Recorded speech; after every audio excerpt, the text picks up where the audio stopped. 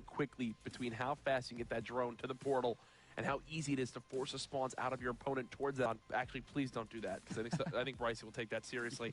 250 to 72 retaliation, hard point for Splice, 6-5 in Crusher S&D. Now with throwback uplink up next. Yesterday, Rel, we saw some 18-0, 19-0 games. Yeah. Is that the type of game we're about to see here? In all honesty, probably yes. You know, Splice are very, very strong at uplink.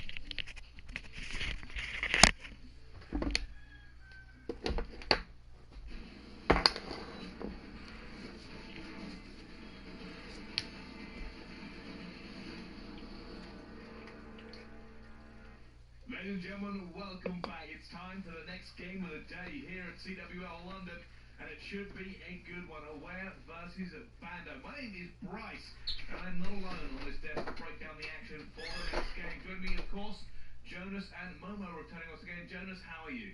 I'm doing great. I mean, we had a great day yesterday with all the top teams showing up. Why they come in here? We had the same thing this morning with Splice. Now we're gonna have Aware, however, not the strongest team in the teams at Definity, but definitely one that has impressed me yesterday. Yeah, I think so. Obviously, Phil, you know, you watched the last game. This game may be a little bit closer. Yeah, I think it'll be a little bit closer, but it's a very important game. Yeah. You know, Aware, I see them pretty, yes. You know, they had their game against Fabi yesterday. They came out, they did what they needed to do. Win this, secure second, job done. They progress. I think it's an important one. I think, judging on what Bando did yesterday, they should take this one. And Aware is definitely one of these teams that can play, that can try to qualify for pool play MLG Atlanta. So there is so much on the line for them. This is not the pressure that they used to, so it's going to be crucial to see how they can perform there.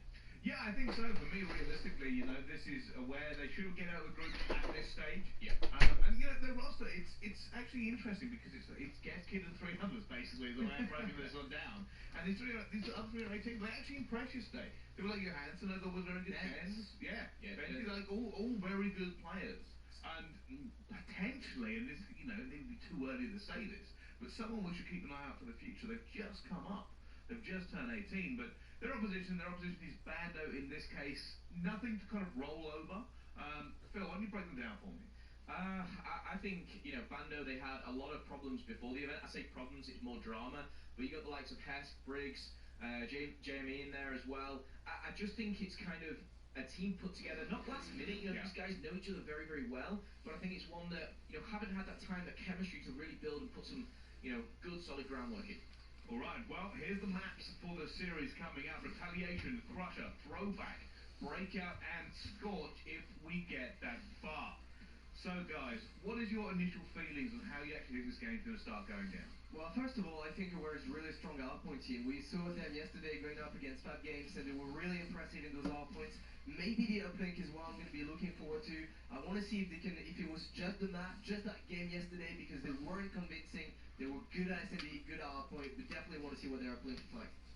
Yeah, I think realistically, if you're Bando, you looked at yesterday's game, they lost the uplink. Maybe we can at least take that.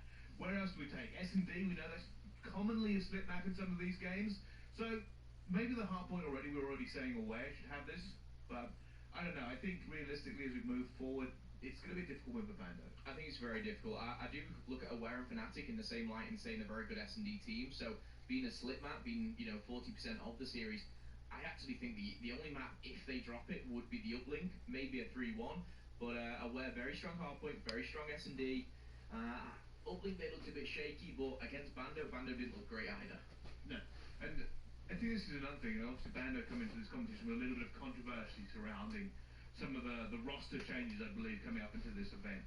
Yesterday didn't really prove much for the reason for their roster change or anything going forward. Today, maybe against Aware, they could do better, but obviously, I don't know. It's still going to be a difficult win for them. I'm just kind of curious to see how they stack up against Aware. The only thing that can play against Aware right now is just the youth. We talked about it, the lack of experience. Sure, they didn't have any pressure yesterday. They played great against that, but now if they win this game, they're pretty much through. So they're gonna feel that pressure. They're gonna feel also. We talked about the importance of pro points. So if your Bando backs against the wall, the other team might have some pressure. Maybe it's their chance. All right. Well, it's prediction time. I'm gonna start with you, Jonas. Jonas, give me the breakdown. I'm gonna go 3-0 for Aware. Okay, 3-0. I hate to say it, I'm 3-0 Aware as well. All right, 3-0 Aware. Let's get this game underway. Over the casters, Courage and Ton. Two great Brits and a handsome Frenchman. Newly married, unfortunate that he's off the market, but hey, you know what? Someone out there is very lucky to have Jonas. But you know what we have? We have each other, Tom. As long as that happens, Jack. Oh, it's all I need. God, your voice just makes me so happy every time I hear it. Yes, it is true, folks. Todd and I are together to cast the series. As you heard from the analysts, probably another stomp in favor of Aware, but hey, I'm going to count Jay and Eva Rapport, Briggs, Oh my Bob god. and Hess. We were talking about that. I was surprised 5 million billion. What is it? Yeah, Did are they you win? into your UK grind scene? No. And then they I played it on win, stream right? once or twice. And then they split it. But we did And get then to they catch have up to with a split player of for what they of paid. Bando prior to this one, I Get believe, there. and it's Hesk with his thoughts on the series. You know, like a Why good S&D can't you team, go there? not too bad either, but I mean, think you're gonna away win. have got like a lot to lose compared to us, Everyone. and especially like after we're pretty confident enough, or although we're not pretty on the Be on practice, point. I'm pretty confident we can beat them. Ooh, pretty confident that he can beat them. The number one thing I think that I took that from that too from Hesk is the pressure that's on Aware to qualify for pools, to try to get to that upper echelon of EU teams, because to be completely transparent and honest with everybody at home, I didn't know much about Aware coming in this weekend. I know not many people were talking about them to be a top team here, but they want to prove that they should be up there with the likes of Infused and Crew. Yeah, they're one of those teams that you look at. I mean, they're very inexperienced. Be on point from and Get shoot Kid, who's been first. around for a little while, but I Ask mean, hasn't questions, typically but- done fantastic at LAN. Always done well online, and it's a complete new squad. So I mean, it's a bit of an unknown entity to everyone. Otherwise, Currently, they sit are there going by and just a you few wonder. points after that first bridge hard point. But Bando putting up a little bit of fight. I think it's interesting to see how Bando are going to do here, because I mean they went up against Splice yesterday, and it's a hard precursor to judge them on, really, because Splice have been absolutely trashing everybody. So yeah, at this moment in time, going up against Aware, who knows what's going to happen? Aware had a good game against Fabi yesterday, so let's see if they can continue that trend. It was one of these series, the only series yesterday that wasn't a 3-0 sweep, was Aware dropping one game to Fab. Right now they're looking to keep that solid map record in their favor currently. The score about to be tied up at 26-26. As I say that though, Aware do retake control of the hard point. You got Denza inside the objective. He's at 5-2, and finally does get on the board with his first kill of the game as well. Yeah, Denzel was one of the guys that really impressed me from Aware yesterday. I mean, going off on multiple occasions, not inconsistent, playing well pretty much every single map. They've got a pretty decent lead here. They've held the streak well, and that rotation around the Cathedral is very, very early. Bench is going to be the first one there. He's watching Downbridge. You saw a slight miscommunication there as both players went to go give up the rest of that scrap time to rotate. Then they had to decide who goes on back. But either way, the damage already been done. 30-second lead and the rotation locked down. They just need to kill off Hesk, who is playing towards this close market area. There it is. Everyone now spawning out. And with a heavy presence of NV4s on this Aware team, you expect them to be able to shut down this bridge. This is going to be a tough break from the side of Bando. Thankfully, they do have JME, who's now gotten inside the hotel. As I say that, though, Johansson gets the better of him there in the one-on-one engagement. Yeah, Briggs now pushing in. Going to go with the engagement. He's going to get one. He's got the rest of his team there with him. The answer is no. He does take down two, but unfortunately, nobody there to really trade this one out. They are going to push in it. They are going to get a hold of it. Well, only 30 seconds remaining. Seems as if Aware are going to have another go at it down Bridge side. And the number one way that they wind up breaking is they get someone in the hotel, and it's not just flooding down Bridge, flooding down the one sight line. They get a pinch developed. There again, how does the break come in for Aware? They send someone through hotel. They get a pinch. It's not all about the long-range gunfights and players hiding behind cover. And they're able to get the scrap time. That'll put them up to about a 60-second lead. How do they play this rotation? Yeah, actually not sure how this is going to work out for him, because he does challenge, and I think that was the wrong play. Because he takes so much time to get that one kill, he's not able to pinch in towards back broken, because even if he gets towards that area, he's got teammates spawning behind him, and he's got other teammates pushing the bridge. The only logical spawn that game will still then have is to force the opposing team to spawn all the way out in the back Cathedral area, because the rest of his team is already forfeiting that side of the map. Unfortunate for him that he doesn't wind up pushing on through. Bando now bringing this one closer, but was a full 1 minute lead at the start of this hard point. Now down to just 25 seconds and decreasing quickly as there has been no pressure from Aware. You know, the Scarab is going to come in from, I think it was Get Kid, so I'm not going to be able to do anything with it, and it really helped us well here, Bando. Aware not really able to chain any kills up. They're not trading effectively at all. If it comes to the break in, though, Briggs and Jamie do hold fast here for Bando. They're going to get the kills, and they're going to continue with those last few scrap points. They're going to be in the lead, I think, going to this next one, saying that Aware do get in there for a couple of scrap points, but moving into the next rotation. Sorry, the next half point, we are going to move to Hotel Corridor, and really well done by Bando to hold that down. That's not even the full 60 seconds. Yeah, I mean, that's why it's considered one of the money hard points of this map, and I strictly think it comes down to how Gef can play the rotation. Yeah, if he winds up putting more pressure towards that bottom tunnel, getting in the flank towards Broken, there's nobody there set up. And once that happens, his teams all start spawning out. They don't get the pitching that they need. Thankfully for Aware, they do actually still hold on to a small lead. They've got full control of Hotel, and this is a spawn I was talking about earlier where you force these players out towards the side of the map, and now they've got to fight from a disadvantage. Okay, it's got some work to do here. Takes down one, to give it a takedown the second as well. Bob does get the kill on Sam.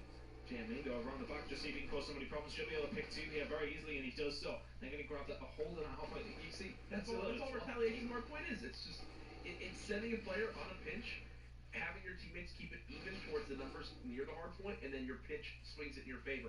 That time it was JME. Unfortunately, his teammates all didn't really die around him, so he was the only one alive for the moment for Bando near that hard point. At the end of our first rotation, it is a 30-second lead for Aware. Denza, what a game from him. 17 and 8, 36 seconds in the objective as well. And I'm actually really surprised to see so many Scarabs being used by these teams because, I mean, to be quite honest, just not as good as the HC from last year in regards to how much of an impact they have in the game.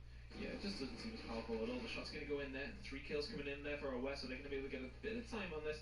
We do see Bando responding towards Cathedral, so they should be able to push through fairly quickly. That's what it breaks down the grid side. He gets shut down very quickly. On board with Bob, he needs to get a kill, but the kill's just been traded away yet. Good work by Johansson. Getting on there as well. Hess not going to be able to do anything. They're going to get shoved out once again. And that was Gefkid getting very aggressive towards Cathedral. Still is. Gets a second on the board there as well. Does have that rewind available too. Done very well to stay alive there, and getting quite a few points on that bridge half point there. Jai, is that something you see very often? I think it can most certainly happen once you're able to push out certain lanes and force the spawns towards the low side of the map, which is exactly what Aware did there. From then on out, it's really just win the engagements, right? When once you've got all the cover and you're the ones, you know, in spots where only your head can be seen, you're in a big position. Yeah, kid. Uses that rewind for the 2-piece, keeps his streak alive, and now Aware have kicked it into gear. One thing I do want to point out, yes, this map has been much closer outside of really the last 60 seconds of play. This is what we're going to start seeing as the day goes on. I think the 3-0s will be a little bit less consistent. When we see the likes of Fab Games go up against Bando later on, obviously that's one that I think can be very, very close. You think of something like Cyclone versus Millennium, those are all ones that I think will definitely be 4 or 5 game series. Yeah, they definitely could be, and see, Kid actually doing fantastically well. That does eventually go down. Nearly got his went bobbing, but does pick up 2 streaks. Johansson on a 6 streak and 0 as well, so we're doing really well just to stay alive, making the points on the board. Bando really don't have an answer. As the first rotation, they were in it, but at this moment in time, Aware aren't just pulling away. But you can see they're actually in and around that Cathedral half point as well. Denza is there causing all sorts of problems, and he has active camo available. This is expected from Aware now. Think of what has just happened. You had Gefkin who was on a 7 streak. Now you have Johansson on an 8 streak. You got Benji on a 4-kill streak of his own. I mean, this has been a 20-kill swing in the last 2 to 3 hard points. Multiple players fully streaked out. Multiple players with payloads ready to be used. This is just getting out of hand quick. It was what, 108 to 103 earlier on, and now it's 2.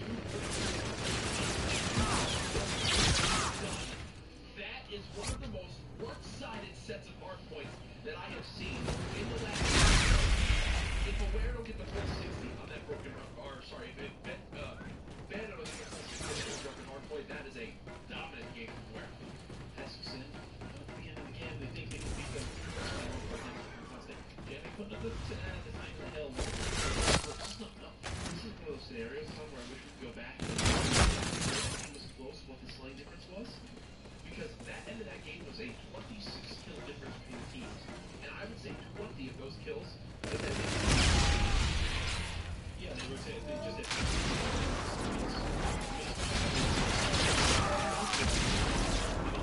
Kills from Death. They did have that response towards. But it maybe towards Cathedral and Aware, so they all set up a small choke point. Really hard for Bando to push through, but they got very convincing from Aware. Close one. And that's as Bando called back in and they fought too soon. We're for these men. That's what I'd like to see. Keep getting one done, boys. You're getting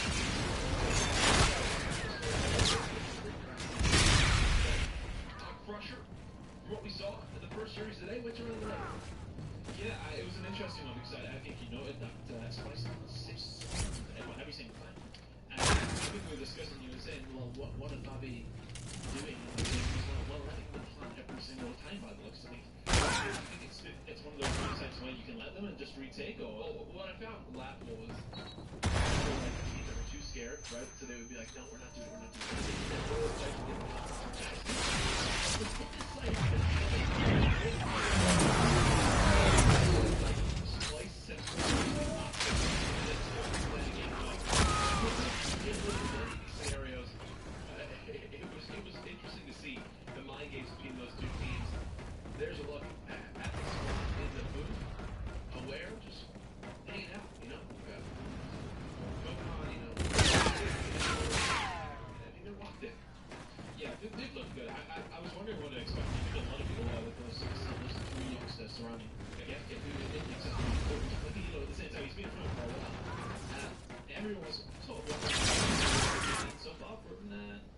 still look pretty good. I mean, Denza has to be the one to make up for his being stand up.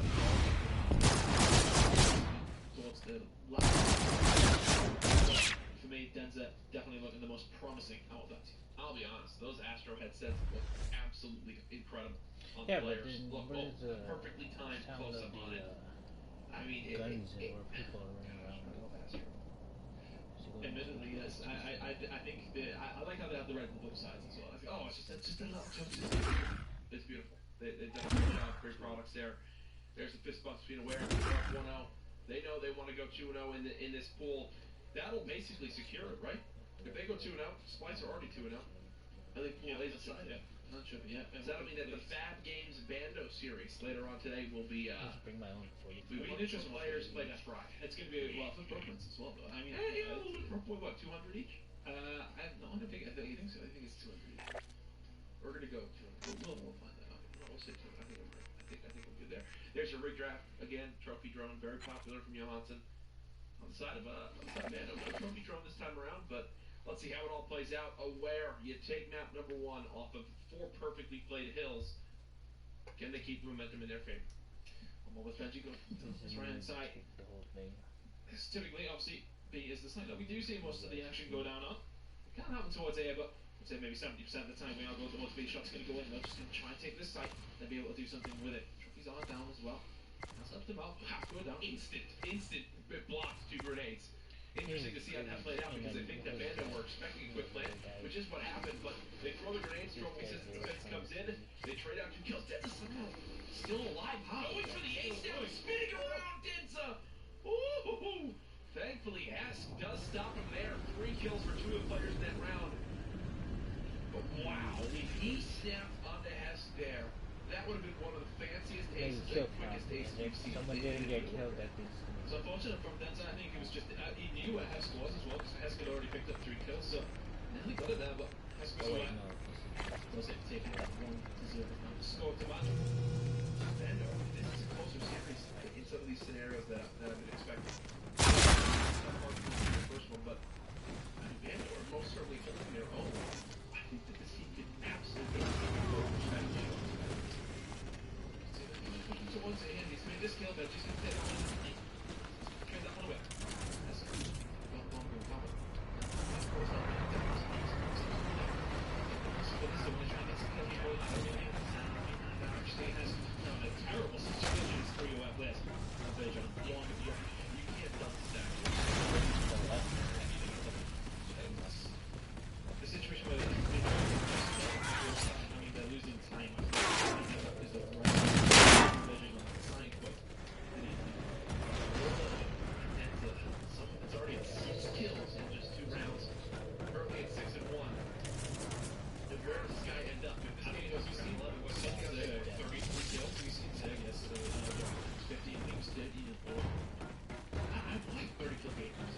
Yeah, but that what? I mean, Chris. These are 3 kills for them right now. Players challenging. Oh, don't that gap hit. Come on, jump. Go ahead, Denza. You got this. Get the kill. Don't get the by his teammate. Anyway, that one down from Denza as it is a 2-1 lead for him. See, this is Bando there, but just like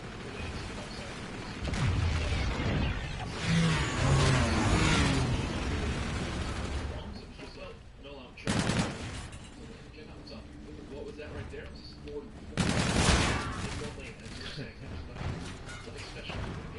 It seems like these European teams at times, after what I've seen, have struggled to decide how to play this B-side for defense, to be aggressive. How to play this play. It's not like they're setting up this sliding defense. This is my right stick. Making 3-on-3. Action right now. Okay, there. Boom. Exactly. Let's talk about setting someone in that time of camo out with their life. Drop the bomb down. There's the extra kill you needed. Play with the utmost of confidence. yeah, of course it was Denza who came in there for that kill. Jesus, man. It's not that big. And then one on. 4 on. So really good work by him. We said to his left. Convincing. Oh, he just baited his teammate so hard. You just. I don't think you guys got to catch the whole thing on stream, but he's just standing there letting go of his teammate. I get it. It's funny. It's a funny perspective to see. We have to stay on board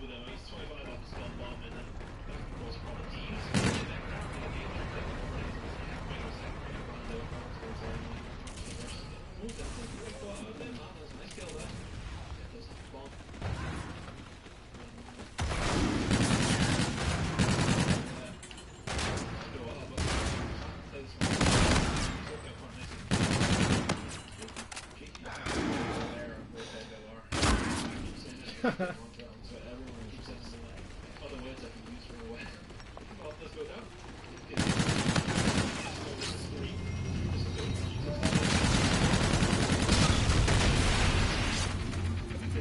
don't know where these three players are yet.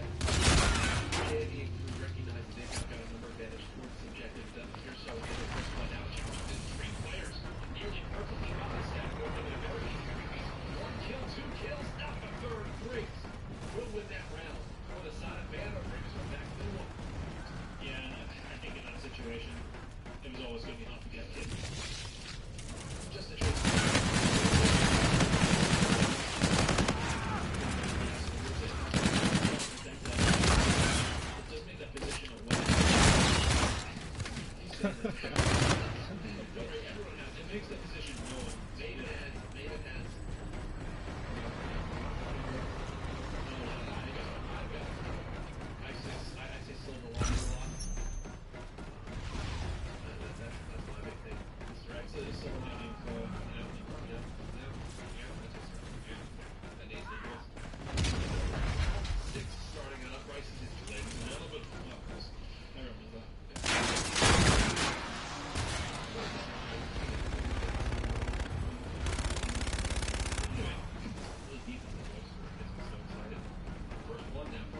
They're going to just go ahead and use that scarab as a tool to look at how bad all just scatter.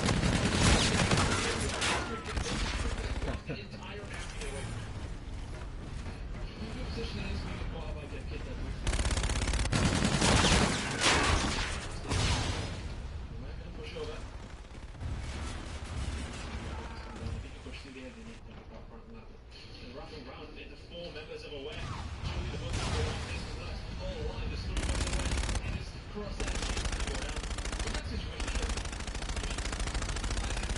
it's tough because there's so many times remember like let's play for a kill before we go for a plant, try to even the numbers back out. Because if your lead blocker dies or if your planter dies, then you're gonna 1v3. But in that scenario, what do? You go down 2v4, not really much going for you. As we go into round number 7, who we watch on break? Yeah, we can go for a while. 10 and 2. See if you can pick any. He's human again. Yeah, he's holding that Trinity Rocket. I think it'll be one of those rounds where they just sit back a little bit and let them come through. And I think that's really why Bando have done the same thing again towards it. They know that there's going to have those scores. Getting caught out there again. Brick's going to take him down, but this is going to allow Aware to control that B1 site, and they're going to get that bomb down. And they actually have no idea of the type of pressure that's being put on by Bando towards the side of the map. They only saw the one in middle that Denza got first blooded by, so they might get overwhelmed here. Two players come soaring on in. Now a 2v4, making a 1v4. Johansson left by himself. There it is. Easy round for Bando as they say, you know what? Us stacking towards B isn't working. Let's just keep sending players to A and pinching.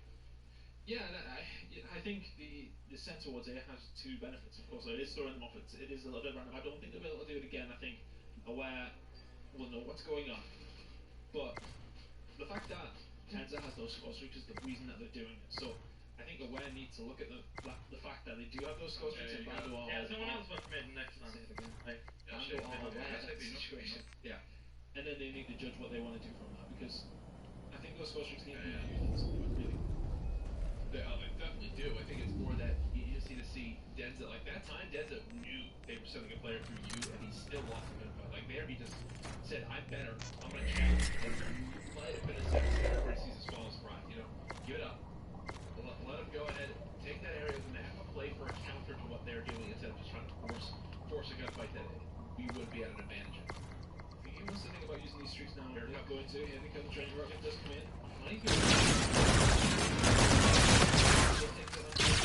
Takes down the second as well, so it's Briggs and has to back the line. You have to get to third. Is he going to get the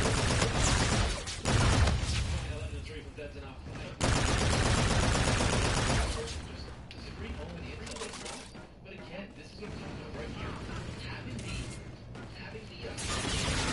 in your teammates and trust to slide in through that middle corridor. It is very easy to slide through and get that.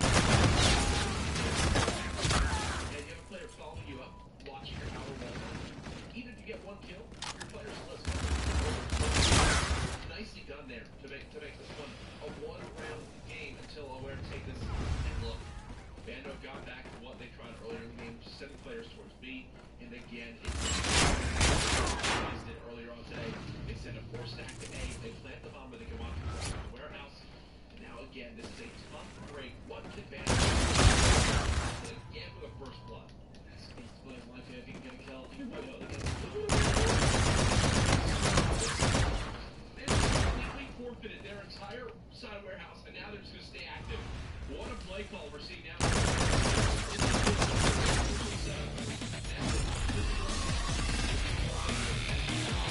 Spotted down by Benji too. Breaks 1v3. I think it's done. Aware up 2-0 completely. Taking that momentum back in there.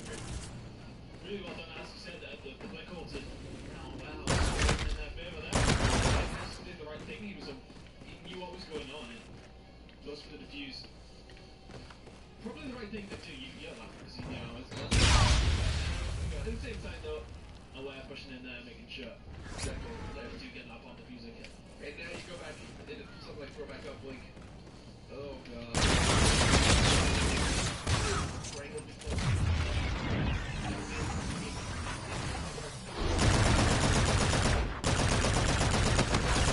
This weekend that I actually like, yeah, like I don't know what to talk about.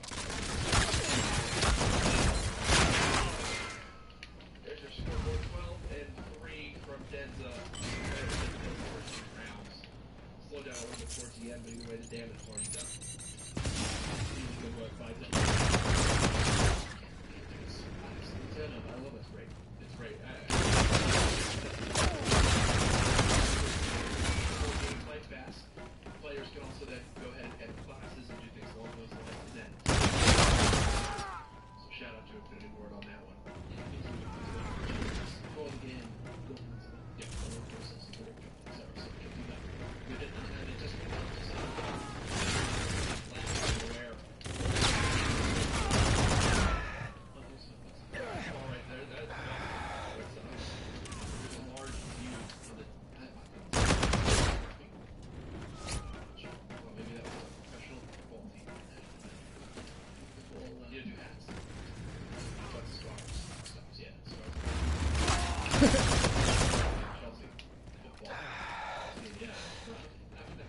What's that gonna be? How crazy is this area? Yeah, it shouldn't be as bad as normal because it's only a cup game, so it might not be fans there. I think they're playing a lot.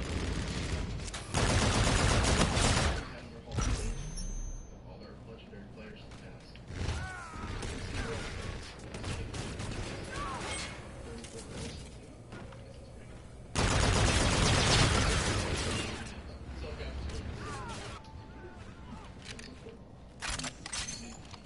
Didier Drogba. You know who he is? I've heard of Drogba.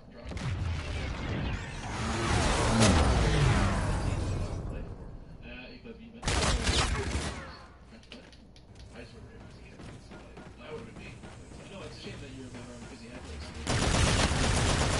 Oh yeah, I couldn't tell you about a single stat he did. I couldn't tell you anything else. I just You don't even need. see here we don't have. That looks like it might as well be a weapon in itself. But that might be a sword. That could be a sword. Uplink on throwback game 3. Is this series done? So I didn't say. Bando, unfortunately, went into this. Probably going to run changing the roster, etc. And I think it's always going to be trying to play together. Obviously, they played again a lot after in this position. But into this now, we're going to go with Dex. I'm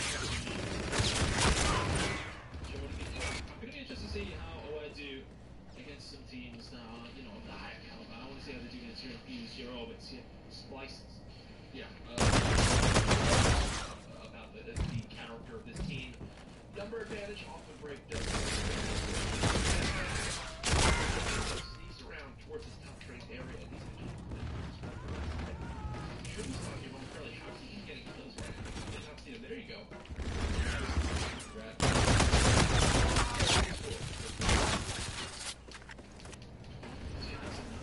That's right hand side. So that's fine. Then on, I guess, What's funny, I'm kind of chuckling myself. This is more contest we saw in the map than any of the other uplifts I've seen so far. With two teams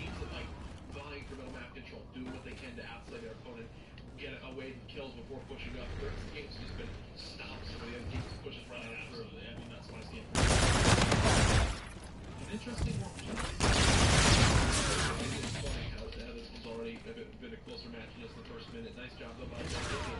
At one point throw in. Uses that wall runner outside bowling to toss it right up the side. And then he'll play for top ticket, which makes a lot of sense. Try to stay alive near this point. Steggy with this ME4. Lights out to start this game. 4-4 from him. He's doing alright on the side. Bando though, he's 3 now. He picks up kill mid Blackman Gefkin. He's going to push forward. Do you have control of the drone now? Actually, I think it was Hesky. Did have control. The rest of his team going to cover for him. Going to go for this one. Oh, that one. No. Just narrowly misses that one. As we'll play for the drone, which actually stayed in bounds. So they're going to wrap this one towards field.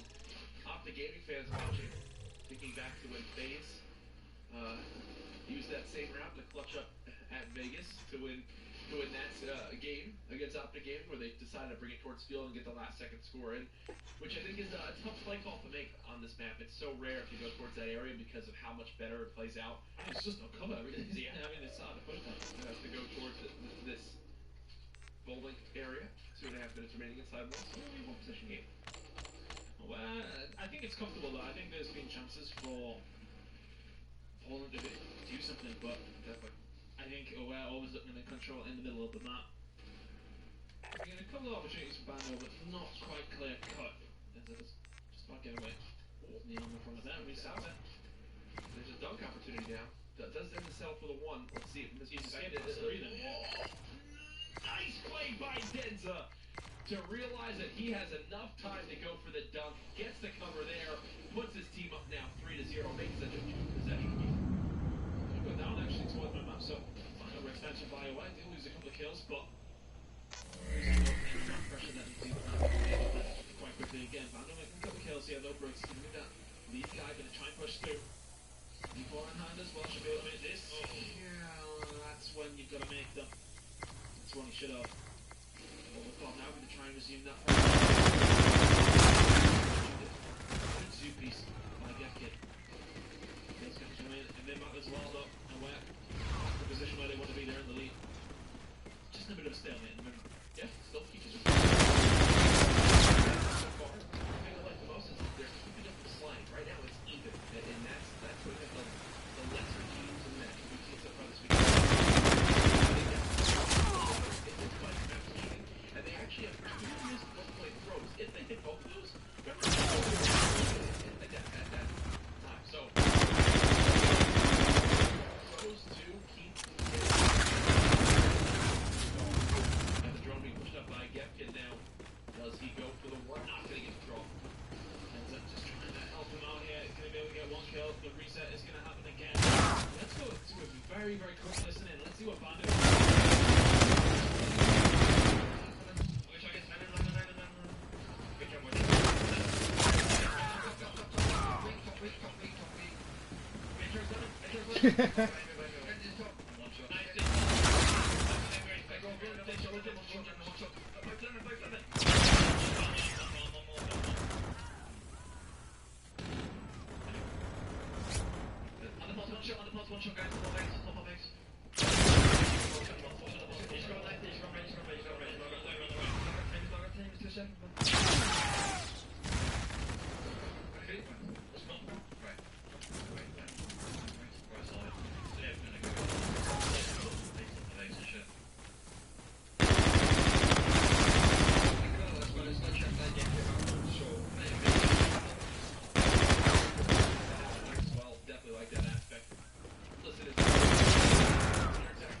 nothing too negative right there, but they're keeping it open mindset.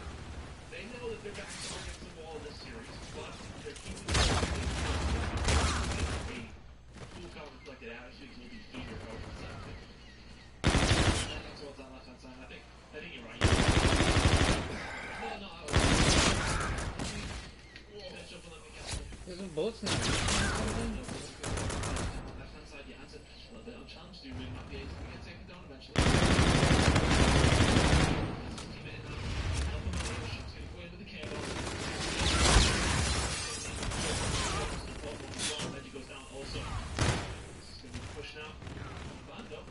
There, I love it, man. They hold their base.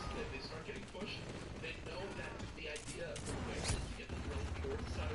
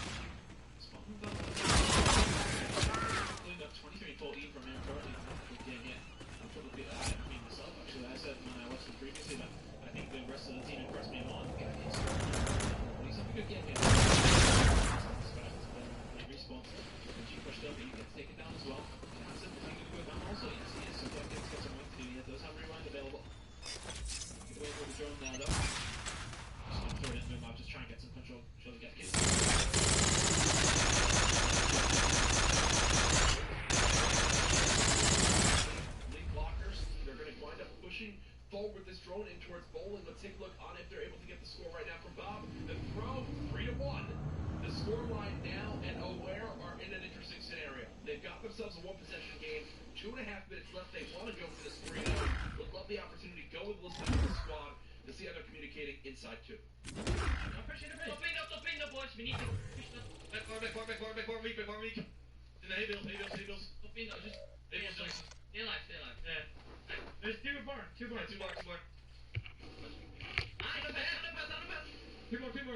On the pass. Yeah, one dead. I'm taking ball. Behind me, boy. I'll get a one. He's taking limit. This time. Watch over me and I'll get a one. Yeah. It's one shot. There's two. I'm on flank. Getting a one. I missed. What? Hey. Don't worry. Yeah, don't worry, man. I'm feeling it. Two forward. Another point. Yeah, Bob failed. He's going to connect the probably. Yeah, he's connector. One more. Let's go. Nice. Behind the lemon, weak. I'm gonna flank.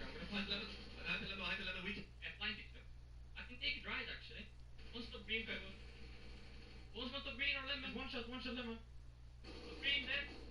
Let's get the ball. Lemon, one shot lemon. Coming on the fence, yeah. Lemon alley, one shot. Nice, free. What's he saying? Under point weak. Get that kill, you get a 2. Yeah, he's the line. Doing grannies, do in grannies. Just stay. Boys, don't. Yeah, just flank it. Green. You can get it. Green. Two breaks. Bowling alley. Hold him off for a second. Connect there. They're all bowling. Bob in our base. Watch ball, Jeff. Watch ball. No base, dead. They're gonna spawn up, Jeff. You need. We need to kill one more. Bowling. That, let's go, boys. I've got game, but this is it too. Middle corner. Fine. Underpass as well. Are underpass. They're in the bus as well. He's coming bowling any right in front of you. Get up. He's at bridge, full bridge. I'm on that. Full bridge, Jamie. Yeah, bottom bridge. Oh, fuck. Don't give him ball. The top bridge. Nice job. You're hearing the communication from Aware. Absolutely love how they're calling out exactly what the game plan is, whether they're going for a 1, whether they're playing passively.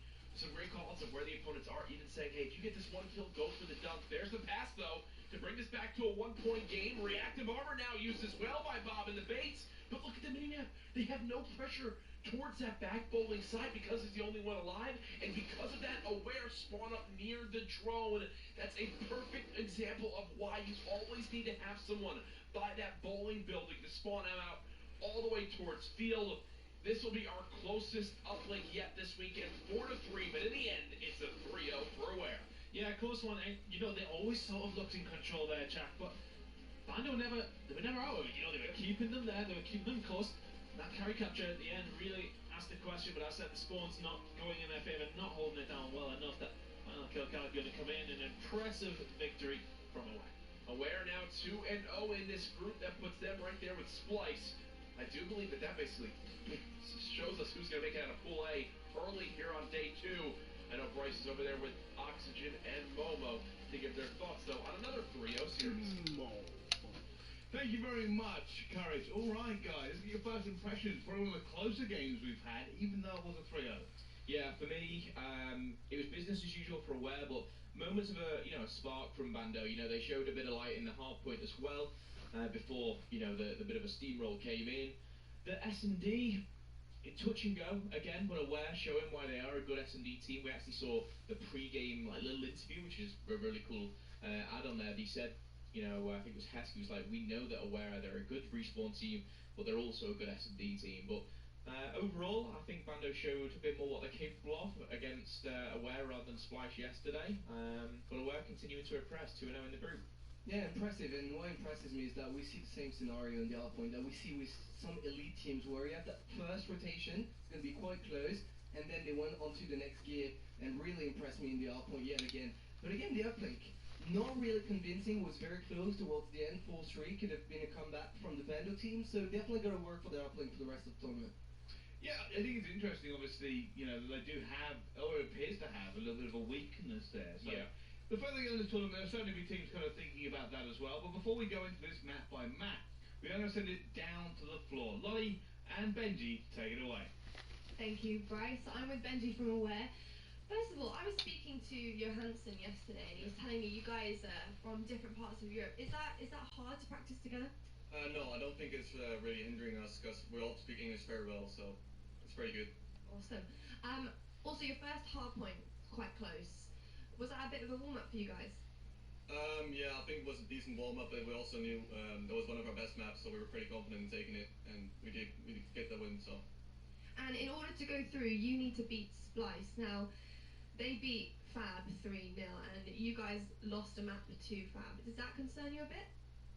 It doesn't really concern me. Well, they're the best team in Europe. We're looking to give them a good series, but I think we'll make it through groups without winning against them as well. And if you did make it through to the final 8, who are you looking forward to matching up against? I think we're matching up against R0ad, so that's going to be a really tough series, but that's going to be a good experience, and we're looking forward to play them.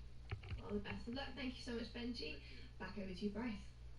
Thank you very much. Well, seems quite humble about it. He says, you know what, we have got to play the best team in Europe, but we're still going to make it the groups regardless of what happens there. So, I like to come to the realism and go, we are going to give them a good game, but if we lose, it's not the biggest thing in the world. He's kind of got that safety net behind him. He's got his 2 games out of the way. He's won his 2 games. Now he can go into it like, if we do lose, we'll probably get second in our group. We're probably gonna lose, but we can give it our best. We can maybe try something new. Maybe try something a bit crazy against Splice. Seed number 1, why not? What strikes me is that it didn't seem necessarily happy. You would think a team like Aware coming into this tournament, making it to the final 8, and making sure that they get a good number of pro points, honestly, would actually make him very happy. But it seems that he remains very focused and that he wants to go on with the tournament and play Splice. Yeah, I think, if we take this map by map, they probably expect to do a little bit better there, maybe, considering the talent in their group. Obviously, they've had their game earlier against Fab, and they won that fairly comfortably as well, apart from the uplink. So having the game this close and knowing that you're going against Splice, maybe while they know the challenge ahead of them, put a damper on them. Yeah, just a couple of highlights, obviously, on your screen as well. We talked about Denji yesterday. We've got to talk about him again. Dropping absolute bombs here, not only on the hard point, but that was very nice from Gefkid. Yeah. That was massive. And again, we talked about Dance, we talked about Gefkid. We're a little disappointed in what we saw from him yesterday. Sure, he had a decent game, but it wasn't amazing. I felt like this game, he has those different making moments where it really stands up. Yeah, I think just as an all-round team, they're very, very strong. The hardpoint S&D, very, very good. And let's be honest, that's the large majority of the series. Their uplink, they need to tweak. They need to do something different. Maybe they've not practiced it as much. Maybe it's just a weak game type for them. But I think it is their kind of their Achilles heel almost. When they play against a team like Splice, that they will get punished. All right, let's talk about their search and destroy then. Now this is a map where, and we call it a slip map, by the way. We say this is because a lot more teams have practiced on S&D compared to maybe some of the respawns, because you've got several respawns, and S&D it's just a firm favourite amongst players. But again, this game it wasn't a blowout. It was definitely close in points, but Aware did just look stronger. Aware looked actually, very, very good in it. And I go back again to speak about Gefkid. I remember probably 1, maybe 2 years ago now. There was an event in Sweden. Speaking to Gefkid, he was there. He was the one laying all the strats out for his team. He was the one kind of commanding it. He may not be the shining star. Again, look at Denza, 11 kills on the board. But I think it all comes down to strategy. It all comes down to that direction, that commander, and I think that is kind of what showed through in this. And yes, you're gonna lose a couple of rounds. You've got a defense, offense. Yeah. But Aware gaming, they took it eventually 6-3. And I'd say in the end it was pretty convincing. Denza absolutely smashing it. Big fan. More convincing than yesterday. They won 6-5 against Fab, so that was a little better. Yeah, but I mean that's exactly what we kind of said coming into this. We said we thought Fab was better than Bando. We thought this is the way the skills rank up. So it pretty much played out as we expected it to. We knew Aware was going to be better. We knew it was going to be easier for them than their game yesterday against Fab. And pretty much the entire way through the series that was true. Even after the uplink, which they lost yesterday, it was still very, very close. Yeah, the uplink was really close, and I think Aware have kind of been given a little bit of a lifeline in the games that they've played. They've had time to learn, time to adapt, and we saw that in the uplinks. A couple of one-point plays. This is one where I kind of had in my hands. I was like, you can't miss those plays. You're that close. You need to convert those. You need to put them in. And again, going against a team like Splice, for anyone else, it doesn't have to just be Splice. they need to convert those 1-point plays a little bit better. And they need to convert their opportunities. I felt like the aware lineup at the upper end of lane, but they weren't able to capitalize and score points where they had the advantage, they had the pressure on the map. So they're definitely going to work on the closing of those uplink opportunities. I think one of the things to speak about while we're on the subject of 1-point plays, and I know me and Phil said this a lot yesterday when we were casting last year. Sorry, last year, sorry. Not yesterday. These are professional players. Yeah. The 1 point should be the last thing you're thinking about. It should be practiced enough that once you've done all the hard work, you've got big map control, you've got drone control, you've pushed, you've made the kills. The last thing you want to do is do all of that work, make all of that tactics, and then miss the one. They should be so automatic when you're in the right position. Like, don't get me wrong, trick ones or difficult ones, etc. But if you're throwing the standard ones and you've done all that work and you're not, pretty much 100% on them, it's just a major flaw in your gameplay. Yeah, it's like, you pass this through your team, you've got past every single play, your open goal is there, you take a shot, and I've missed it. It doesn't happen there, it shouldn't happen here. That's just the way it is. If you're going for, some big crazy ones over a building, the difficult ones, fair enough. We've seen it before, and you've got to be a bit risky sometimes. For basic ones, it should be the last thing on your mind, and it should be a clear-cut point. All right, well, I think that wraps it up quite nicely. We're going to throw this to a break now. Coming right up after this, we're going to see Elevate for the very first time against Intuition. See you soon.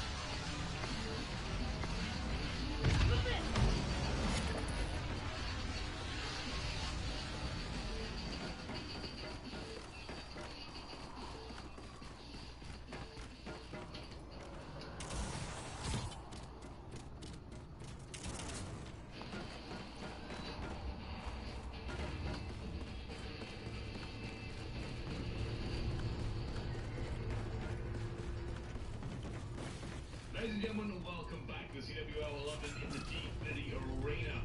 My name is Bryce, and we have another game for you to kick off the day. It is the very first time that we've played here in this game. The team has not had the greatest of starts in this tournament. Alone, putting me on this desk so far, we've got. Enjoyed this first 2 games. Nice to see how we're doing, but I'm excited to see Elvin. I'm good as well, Bracey. Thanks, Brad. I was doing it to you. Yeah, no, I'm good. No, don't. Yeah, that's really bad. Actually offensive. That is bad. How are you? I'm actually doing pretty well. Thank you, Bracey. That's no problem. Yeah. I don't know. He just come up here. No, I'm not hostile. I'm not hostile. You're the one that's being hostile. You know, that's hostile us. We have a pretty good game on our hands. I'm excited to see Elevate. I said it was Elevate gets their first game. Let's go to the groups first. Let's move this along, shall we? All right. So start. You guys wait off the splice now. 2-0 and aware 2-0.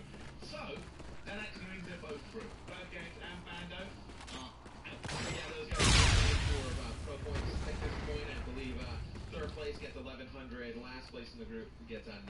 So Moving on to Group B, Imperial and Epsilon are still in the thing, but we are going to see Elevate play for the first time against Intuition. Intuition is still a consolation match for them. Unless they win it and somehow throw this into some sort of weird... Things can happen. they would. I don't think that's fine. No, that's not going to be one of the things that It could happen. Things can happen. Things can happen. No. I have faith. You're right, they're not going to do anything. Alright, Group C, Orbit and Team 3G. They're both their wins, so YGG and Millennium yet to get one on the board. And Infused and Fnatic, obviously, in Group D have their wins. They are playing the last game of the day. It could be the one for the record books. But for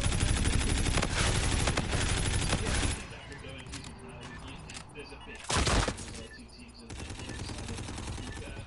For me, it was always written that they were going to be 1-2, but this one, I think, this will be an interesting game to see how well they'll get and play. Obviously, it's going to be hard when the precursor of the Egyptian have series so far. It's nice to see how they do. I feel like they come in here, obviously the heavy favorite into this matchup. Intuition has not won a game yet, so you're looking at it, I feel like this is a good warm-up match for Elevate. yeah, I think for Intuition, this is just see if they can do something. They didn't have a great day yesterday. They got battered in both their games, and now they're playing a harder game today. You're playing for pride. Yeah, you really want to like have the game and just go home. I guess if you do, I think you're doing the wrong thing. But I mean, they gotta come out here and put a better effort forward. Yeah, I mean, obviously they come in here. They were late in a replacement. Yes. They're a different team. They're actually quite low now. So it was fairly obvious what was going to happen. And if anything, they actually some of those teams that come into this game, this was 4 points in still on those fronts. It's good for them to come out. I mean, they're always going to say that's what it's experience on that. It's experience against the team. You want to get better by playing people who are better. It's going to be hard for them, no matter who they're going against. So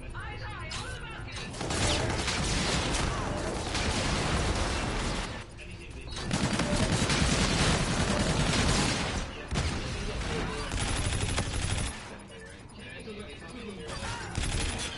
It's an awful group to be in. They come in as a late replacement, probably wasn't practicing too much, didn't expect to be here. I don't know how much stock you well, but I think it's definitely a great learning experience for these guys, great experience just in general to be here playing against the best competition. Yeah, I think so too. Like I said, it's for the guys' Intuition, you know, you've got Elevate, that's a given. You've got Epsilon, who are like place from their back, and then you've got Imperial. So, you know, let's just find out what they can do. This game is ready to get underway. I'll hand it over to the casters. Please, guys, show us what happened. Thank you very much, Brycey. And yes, here we go. Elevate going Under head.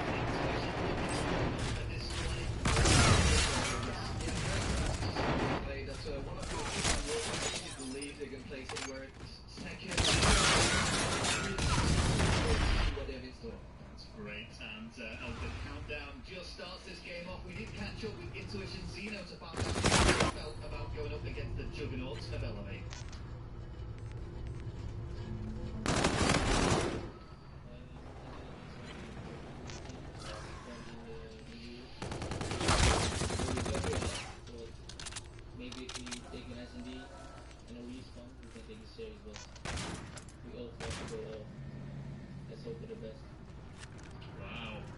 interesting thoughts from him. And one thing I did notice on the rigs as well, Jonas, is Reedy's gone for the gravity vortex gun.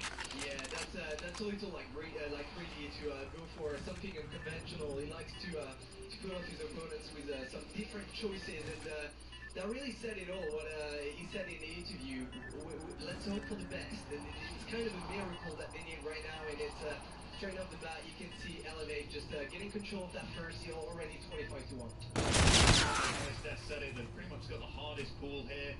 They're a very late replacement with arguably, well, the lowest seed coming into it, so they're realistic with their expectations, but this is really their... Actually, they tried to prove a point on that first deal. If you look at the scoreboard, they were able to trade kills nicely, but they weren't able to enter the hill. Now they have an early rotation already, 2 players dead, and just like that, R0ad is going to break it, not losing a single player in the pitch. Very impressive stuff, and I can't help but feel for a team like the situation right now. Very, very tough to go up against R0ad. Well, I mean, R0ad second in the pro point standings after 2 really good outings. He's reaching the final both times, only just out the splice. So we're there firepower. Not showing these actually, it's not that bad. I mean, it's 41. You could have expected a much worse start. No, they're just going to try to do their best. If they score 100 points, they also had obviously already played 2 games in the line environment at Definity. Elevating up to the first game, maybe a bit of warm-up for these guys. Alright, well, pull things back here as we switch over hardpoint location. We are going to see the contestant and the Monk, or the opposing player wanting to make a move, and really just outweighs Monk there, shows his patience and comes out on top. Yeah, this was maybe not the best of moves to do from the Intuition guy. Reedy was in the perfect position to take out his opponent. Once again, you can see on the map, R0ad just in control of the hill, got control of the spawn, where the opponents are coming, just gonna aim in the right direction and kill everyone, and the Intuition is not able to contest that hill. There we go with Watson now, and really do love the personalities in this team of R0ad as well. Some very big characters. Let's see what Watson can do as he is finding himself back in his former form, right at the top of the European rankings. Yeah, very, very nice awareness from Watson there to pick up both kills. Again, Intuition with the early rotation, they were in prime positions to defend those spawns, and they were not able to. So you definitely see the difference between those 2 teams, the overall map awareness, the team communication, the score, and the minimap says it all. And here we go. So we are now seeing Intuition really get a good lockdown here. So pressure is going to be on R0ad to go for the break. And, man, these guys just really need to hold on to this as best they can because they're trailing by a substantial margin. Yeah, that was actually quite a nice defense. Watson managed to get around the back, but was dropped pretty fast. Now comes in Shani. With a double kill, comes the triple. Make it 4. Zed's gonna help him, and just like that, once again, very easy break from R0ad. Yeah, sometimes. And they're gonna be in control. And just like that, as you say, Jonas, things switch over 20 seconds. Still plenty of points to be built up for R0ad as they're looking to extend this to 150 already with just less than a minute of open play gone in this hardpoint game. Zed currently on a 5-kill streak, 11 and 3, having a really nice game, and that's kind of what you expect. There is a lot of people who've been talking about Zed. I've even heard some people say that he's the best European player right now. Definitely not something that I will say as well, because we can't be sure until this tournament's over, but we'll definitely keep an eye on him. Still on a 6 streak, gonna make it 7. Very, very impressive stuff, and I'm finally gonna drop out of him. Oh, well, Zed is still going here, and with the rewind 8-kill streak, all those score streaks ready as well. Rebuilding up that Scarab. And 14 and 3. I mean, look how much time he's had on the hill as well. 2 minutes, 1 second. He's doing so much work here for R0ad. This is a very impressive showing. 10 kills now, Jonas. Yeah, just stop it, Zed. That's just disrespectful at this point. He's surely not going to pick up that. Finally going to drop to Monk. But how much damage has he done? He's got all of his score streaks now. And the Intuition for the past minute, it's not been that bad. They've been able to stay within a 100-point margin, which is still a lot, but he definitely was, I was expecting a lot worse. Yeah, I mean, 10 kill streak there. I think the only other highest one I've seen this tournament was by Bance, who also got a 10 kill streak. I'm not sure if anyone else has actually beat that yet, but here we go. The kill feed there completely dominated by R0ad. Of course, there is a minor respawn delay on hardpoint as well, so that's just working against the boys of Intuition. Yeah, Watson now on a 3-kill streak, just quickly looking at the leaderboards. Complicated for the Intuition boys, 8-15 for Zeno, 19 for Jumbo. Monk and Levox also going negative, not as much, but definitely not great in the slaying department. And you know, we say kills are in everything, but when there is such a huge gap, you've talked about the respawn delay. Just in respawn delay, that's a massive difference on time spent on the map. Let's see what's going on with Jambo now. Had a really good position there, just hiding behind the car, and you can see he's really locked this down actually. He's got 3 kills under his belt as well. No reason to push out any further. Did need to go for that challenge though. And once again we see Elevate breach, but if anything this maybe works in Intuition's favour. They can go for the early rotation. Yeah, they can go for the early rotation, but Shawnee is already going to pick up the first kill. Someone to his right, is he going to know? Is surely in a great position and his teammate is going to come in. This is just a very nice play from Shawnee, just staying alive, getting that early lead in the start point, and it just looks like, you know, Intuition can't do anything, and they're not doing bad again.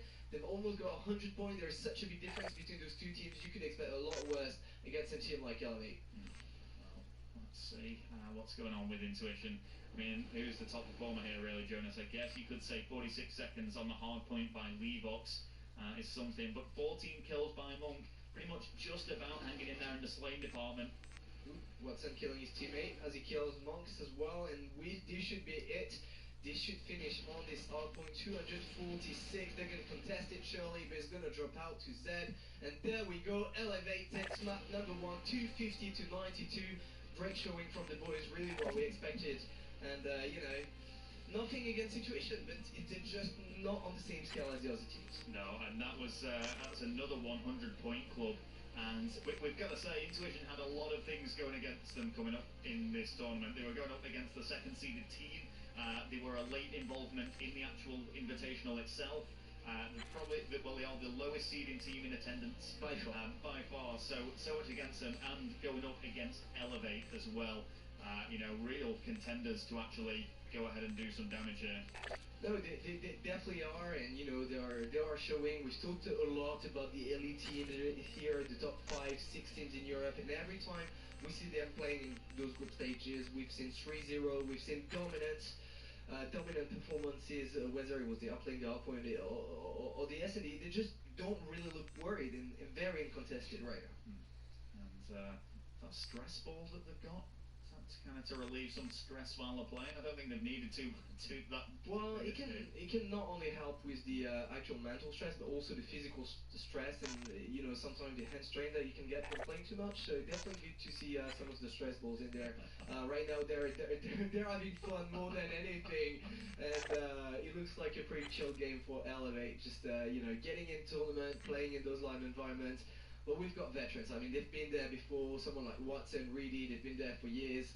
Zed's only been there for a year and a half, and Shawnee, the new guy, really impressive stuff from him. Really a player to look out. Yeah, absolutely, and really making a mark here in the Invitational. Of course, $25,000 up the grabs in prize pool, and that first place position will grab 5,000 pro points per play, which is an incredible amount. That pretty much sets you up for the season. Yeah, I think this means so much more than the actual prize pool at stake. I think that the teams there are really coming in for these pro points. Teams like Splice, you know, they'll be fine. They have enough pro points. They're playing more for the seeding, for the glory. But other teams, you know, like Epsilon, like Aware, like Imperial, those pro points are extremely important because nothing is certain yet for this MLG Atlanta pool play and ESWC. So there is a lot of pressure. Right now we can't really tell by this game, but when we come into later today, there's going to be games like Elevate against Epsilon. Those games are going to be very, very interesting to watch. Yeah, and I mean, this is it. So top 6 are going to be getting their position at MLG Atlanta, top 8 for ESWC in terms of pro points. And once you say, Jonas, we do have a rough idea of how that's going to pan out. This invitational can change everything. Yeah, it can change everything. We have a rough idea. We do expect Orbit, Elevate, Splice, and Infuse to be there. But then whether it's going to be Fnatic, Aware, Imperial, I mean, there is room for a team to upset everyone here and grab those pro points and go up in the leaderboard. But before we get to that, we're going to go to map number 2. It's going to be Search and Destroy. And Is it going to be? Are they going to win a round? I guess is the question for Intuition. Wow, I think they'll be able to take one. As we switch over, there's a lot of time to sneak around in. Whether they will win, very unlikely. I do want to start off with R0ad on this, as I want to see what he's going to be able to do with the sniper. But as you can see, the map flying through here, just illustrating the bomb site. Site B tends to be the favourable one from what we've seen at this Invitational, so likely going to be seeing the pushes. And a quick look over those rig skirmers there, pretty consistent. Exactly, and R0ad again with a sniper, someone we see time and time again using the sniper in SMD over the past couple of years. With pretty much great success. He's one of those guys that has been able to make a difference with sniper, definitely up there with Stoney, and he's not going to see anyone kind of a win strapped from the Intuition boys, but they've got to take risks. So despite the fact that it's not paid off, I like the risk taking. Yeah, and R0ad, such good awareness here. He knows the black fire on the back. Great shot though from Zeno. Missed that opportunity to go for the break. 4-on-3 situation. They've got 30 seconds to retake that bomb and go for the defuse. They're going to trade efficiently. It's a one-on-one situation. I believe it's going to be Mock against Watson. Watson should have it. He always needs to play the time. Watson needs to be smart here. This is an easy one. It's going to be easy.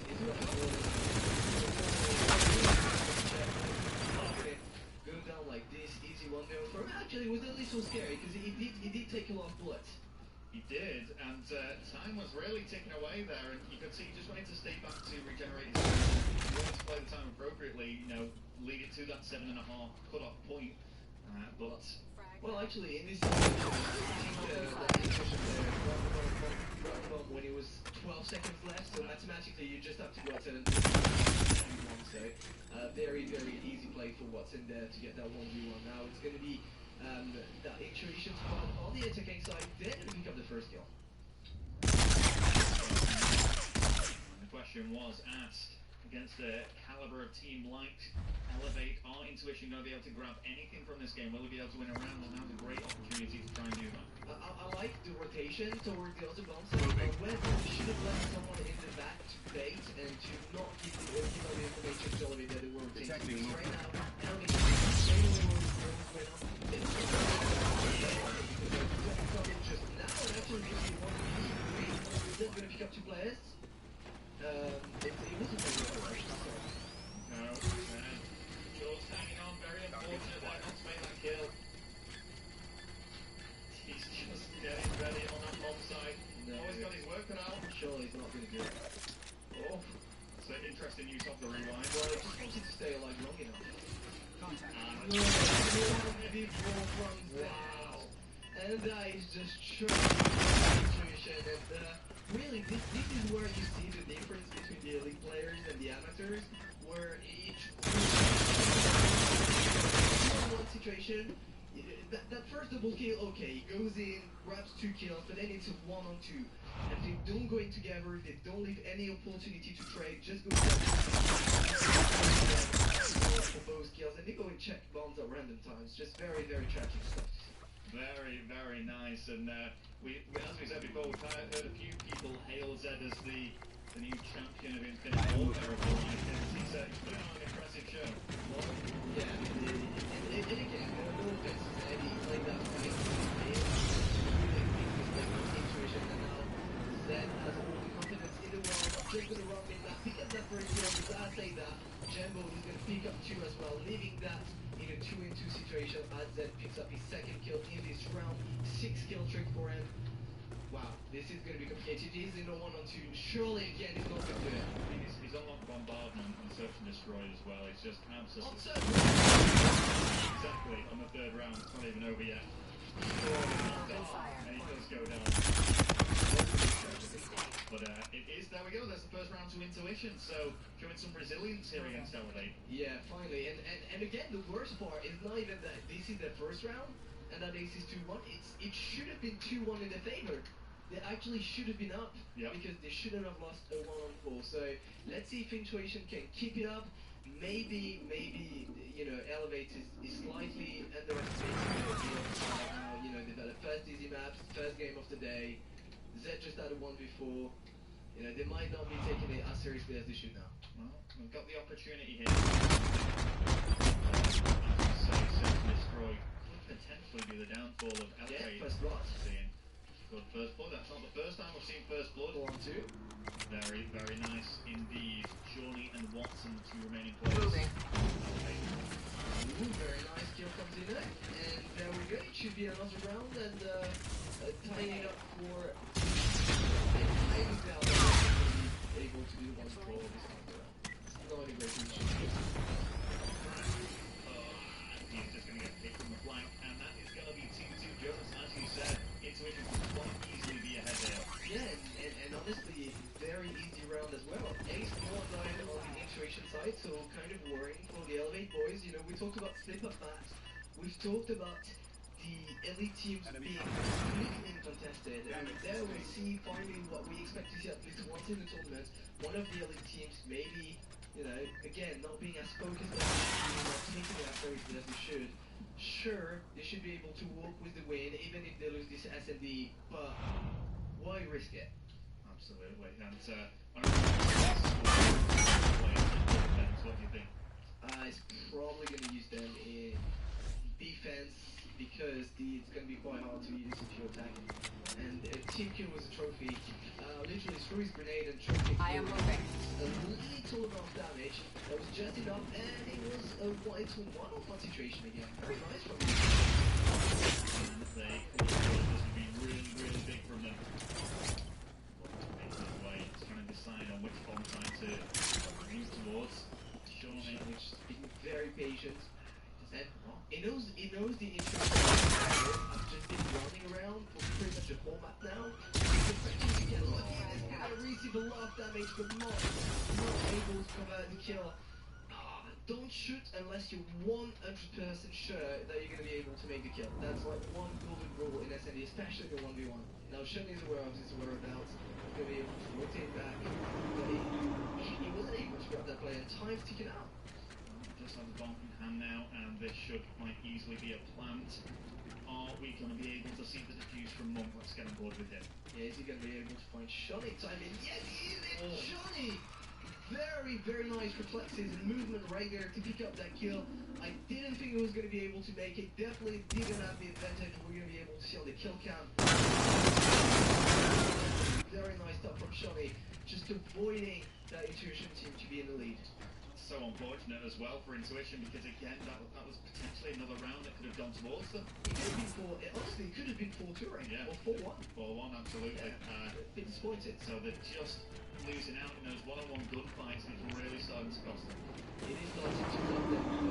Definitely some resilience, as you said earlier, from the Intuition team. This is what we want to see from a team that is coming in with some pressure, and that didn't even expect to be there. Look at Watson just killing himself.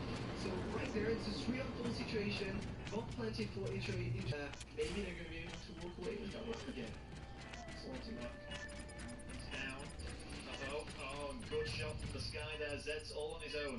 1-on-4 again, and he's going to be able to pick up the first kill. 2 players against him, not going to be able to do anything about it. 3-3. If you think of these 2 rounds, Intuition could be well in the lead. Elevate's going to wake up. I don't really know if that's they're not taking it seriously or Intuition are doing something right, but again, very fast plans, attacking the A-bomb site that we haven't seen too much. Good stuff from them. I like this. I think we could have been seeing a collateral there from Zed as they both just lined up for him. And would have left him one line up if he had pulled another foot back. 3-3 though now, Jonas. Yeah, now that he's done it once, we kind of expect him to do it every time. But it's not really happened. But again, Intuition showing some real aggression, picking up fast kills straight away. It's going to be trapped down by Zed. And now Sweet again. You can see really clumping up, being much closer there, and going for this collapse. Enemy contact this. Really active. Really care with it. Stick together, make sure to get the trade. It's a nice way to play it, but now complicated as R0ad is in a very nice position to take out Zeno 2-on-2. And now it's going to be even more complicated as it's a 1-on-1. He knows where it is, but he's got the upper hand. get it if you have any idea where R0ad is. It's just taking a lot of time. It's time to take it out. R0ad is going to be able to check the bomb, launch a grenade now. He knows where it is, but he's going to run out of time. Unfortunately, very, very well played for moving as well. It doesn't matter, it does go down, but the round is won. Really might be struggling on the kill front, but in terms of the way he played that round, that was excellent, and he really took that one down the back for Elevate. And it was a little risky as well, Rel, because it literally, when he said Linux could go for the defuse, he had more than enough time to defuse. So really kind of knew that that player would help for him. So very nice way of reading the other team's play. 4-3 now to Elevate, 2 rounds away from walking with map number 2, but it's definitely not over yet. We've seen some good stuff from Nutrition. Can they keep it up, or are they going to crumble under pressure? We'll see that later. No, the push seems to be coming ahead this time, so seemingly the favoured bot side. See that pretty heavily committed to it. Well, their story's Elevate. Yeah, they're aware, so we're going to see a big skirmish in the middle here. It is going to be Elevate coming out on top. All the kills there made so quickly as Elevate excel. 5-3 now the scoreboard. Yeah, very, very well played from Elevate, rotating very early to the other bomb site, knowing that Intuition's been committing as a unit to every bomb site every time they attacked. This time around, not going to get hit, and this is the first convincing round that Elevate's won since the start of this S&D, so finally showing what they're made of. Okay, well, all that's been picked up. Could all end here. We could be seeing a 2-0 lead in this best of 5 series, and it would mean Elevate are on track for what would be another 3-0 series. This Invitational has been dominated by them so far. Let's see what's going on at B here. 11 kills from Zed as well, and Jungle is going to pick up the first kill, but unfortunately for them, Zed's got some score streaks, going to be able to take a kill. There's going to be a 1-on-2 situation, more score streaks available, and there we go. Elevate's going to take map number 263. Not as convincing as we'd like it to be, whether it was just Intuition taking risk and surprising Elevate, or Elevate not taking it too seriously. I don't know, but they don't look very happy about that win. Well, they really bashed their heads together towards the end there. You saw a different Elevate in them last 3 rounds. Apart from that, it really was neck and neck. In stark contrast from the hardpoint game, which was so one-sided, Elevate took it 250 to 92. And they are now in a great position in this series. Jonas 2-0 up and just 1 round away from solidifying their first win at the Invitational. Yeah, this uplink game should be just another day at the office for the Elevate boys, but this S&D definitely wasn't, and if it hadn't been for Zed performing the way he did and doing this wonderful at the start of the game, could have been a completely different story. Again, like we said, we don't really expect Elevate to slip up on a game like uplink or hardpoint, but this S&D could have slipped up. Slightly worrying. I'm sure they'll pick it up for the next games. Still look very confident. Well, we are going to be getting set up for uplink on the throwback. Watson having a little wink at the camera right there, very relaxed. And the stress ball making another appearance as well. It's like a lucky mascot there for Zed. It is, and it definitely paid in his favor. 12 kills from Zed, only a 3 for Watson in the even falling off the map. Really only 4 kills despite doing a 1v2, so once again we talked about the importance of slaying, but so is it the importance of just a few kills. Sometimes you can make 2 kills a map, but they are going to be the 2 most important kills, and that is what really did with this 1v2. The Intuition boy, fair play, showing resilience, tried some different things in this S&D, definitely showing their worst, and proving that maybe this experience was good for them. Well, I mean, we've said already how difficult this has been for an experience for Intuition, but I mean, just the fact that they're here is at least going to grant them access to some pro points and really boost their rating in the European scene. That certainly gets them a little bit of exposure and the experience as well against some of the top teams in Europe. And that was Watson and Zed working on the secret handshake.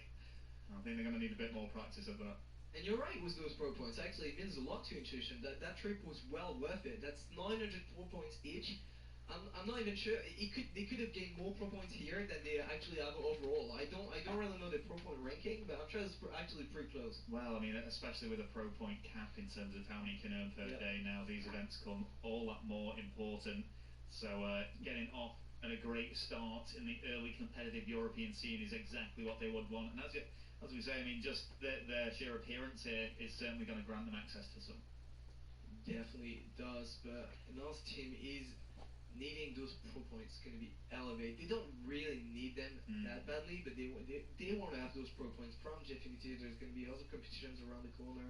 There is one team that is wanting to qualify for the World League season in an inland environment later this year. And we just had a quick look at the beautiful trophy that the winners are going to take home. It's gorgeous. Yeah. And, I mean, it's kind of like you say, Jonas, as well. Elevate are pretty solid in their position in terms of pro points, just dropping behind Splice, who are quite far ahead after their successive back-to-back 2K wins. So I don't think they're in any particular trouble of dropping out of these big international and European tournaments. Well, think about it. There's still what, 5K each stake here. That's a lot of pro points. Imagine if a team maybe like Fnatic, imagine if it was if there was a lot of sets in this tournament, and then they go to MLG Atlanta, and it's kind of a disappointing one again. Then to ESWC. Nothing's certain yet. There is a lot of pro points that are going to be attributed in the next few tournaments across the next few weeks and months. Absolutely, it would really shake things up if we saw some surprise team excel. However, from what we've seen from pool play, it's been pretty by the book. Most predictions, albeit maybe not on map count, have gone the way that we would expect, and we are seeing the stronger teams shine through. Absolutely, and we shoot again on this next map. It's going to be Uplink on a throwback. Once again, not expecting much from Intuition, so let's see how much of a fight they can put in. Alright, well, we're not out of it just yet. I am expecting a landslide victory here from Elevate on Uplink. We'll see if that pans out that way as we see some early kills being made. The big push is being made by Elevate. There's a nice throw by Reedy. I'm definitely expecting a massive score line, something like 18-0, 20-0. I literally wouldn't be surprised. And there we go. We see Reedy waiting to score and to make sure his teammates had control of the drone in mid-map. Intuition overextending to make sure they don't get spawn trap coming back for the reset, but they're not going to make it in time. Reedy going to pick up the drone again, going to wait until they have mid-map control, knows there is someone, is going to juke it, and there we go, second cap. Absolutely love that play there. Had the support from Watson as well. And I mean, Intuition they've got right round on a rotation and completely left themselves exposed. Big gamble, and it didn't pay off. Yeah, but it was definitely the right play to make. Sometimes you've got to let the 2-point go by, so you can make sure that it doesn't go through a massive relay. So I like the play. This is something that we used to see a lot last season, and we're going to see a lot more again, especially on the map like throwback. Mongo's stay alive on left side of the map. There's just too much players coming at his throat, coming for his life. And Elevate just very impressive start, outslaying the open team and playing this completely right. That's right, and Elevate, big slays made from them. Really open things up as we see the uplink drone, and that's been captured again. He's not going to be able to make the push. He's going for the throw. He's going to miss it again. I've seen so many people miss that throw. Yeah, it's a little surprising for a team of the caliber of Elevate. Definitely going to make sure that this doesn't happen against one of the elite teams they're going to be playing surely later in tournament. Teams like Splice or Fnatic or Infuse, these are not the kind of one-pointers that you want to miss. No, I mean, it kind of worked in their favour in the end because they got 2 points out of that miss, but hey, there you go. 6-0 is the scoreline early on. Yeah, definitely don't want to turn it into what we call the special hyper games last year, consistently missing the one-pointers. Definitely something that didn't help their uplink game, and maybe it could have been even a better team if that didn't happen. So go work on these one-pointers. We're talking about their importance with the desk earlier, but right now the Intuition team not even able to go for those one-pointers. They have barely had any control of the drone. 6-0 to Elevate. They get the kills, they get the control of the map, and surely they're going to be able to go for more. Here we go. Zed now wanting to extend this lead even further. Yeah, wrapping to the left side of the map. Every single Intuition player was on the right side. Zed is just waiting for his teammate, very wisely going to go for the one-pointer, and he's going to get it. Again, another easy point as things just completely open for Intuition. They're almost reliant on them just spawning in the right place to get these cutoffs, and it's not going to work. Yeah, well played from Jembo there, getting control of top red, and it's Canolo Zeno to go for the one-pointer. He's going to get it, and there we go. They finally did something special, very nice attacking, and you can see how easy and fast this route through middle is. It literally took about 4 seconds after he had the drone until he could go for the one-pointer. Yeah. So definitely got to be very, very careful about that route. Alright, here we go with Levox now in possession of it. We are seeing a little bit of a different intuition team here. They seem to have got the setups a little bit better than they had before. But yeah, and aside from that, it's just getting shut down once more, and intuition really struggling. Yeah, pushing the left side of the map, trying to get the setup, but they don't have the drone control, and Watson is causing a lot of problem middle map, picking up 3 kills, and this is gonna allow R0ad to go for another 2-pointer. It's gonna be Zed, and this is the problem. If you're intuition, sure, you need to go for the control of the map, you can go set up in the left side, but you've got to make sure mid is clear first, and now you're actually going to be able to get drone control, because if you don't, just get punished for it. It's just what happened. Very large lead for R0ad, and map control once again with Shawnee on top of the train. And this is it, and Shawnee's just kind of holding back now. There's no reason for him to go any further. They get shut down eventually. Intuition need to capitalise on these open spaces. Oh, nearly happened. Again, that can't happen. All 4 of them goes through mid-map, and Zed almost picks up a triple kill on it. They've got to be a little more careful. They've basically all jumped the same place, looking at the same spot, and they've got to have a little more coordination. We go back on board with intuition then.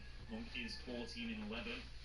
Not bad. It's not bad at all. Jambo 14 and 13 as well, so in terms of slaying both of them, not to do too shabby at all. But as this first side pans out, we are going to see 9-1 lead going towards R0ad. There's still plenty of time though left for intuition to get back into this. I just can't see it happening, Jonas. I can't see it happening. At the same time, nice resilience again. 9-1 isn't okay. It's a bad scoreline, but it's not that large. We could have seen a lot worse. And furthermore, in the slate department, if you look at it, we've got 2 players going positive for intuition. So obviously, it doesn't bring them much uplink points, but still something to note that it's not all bad. Well, we are seeing some of the rig payloads now being unlocked, and there's the rewind coming into play by Zed. Good use of it. Yeah, I like when you use the rewind to be aggressive and go in a position where you know you're probably going to die, but you're going to gain a lot of information. You're going to gain maybe map control. You're going to surprise your opponents, and you just go back and stay alive. This is the kind of use that I like. Obviously, there's tons of use that you can do, but it was a nice one from Zed. Not going to get much from it. However, the kills coming in for R0ad. They didn't really have map control, but just being patient is going to be able to get all the kills. Let's see what's going on here with Shawnee, who does get shut down by Monk.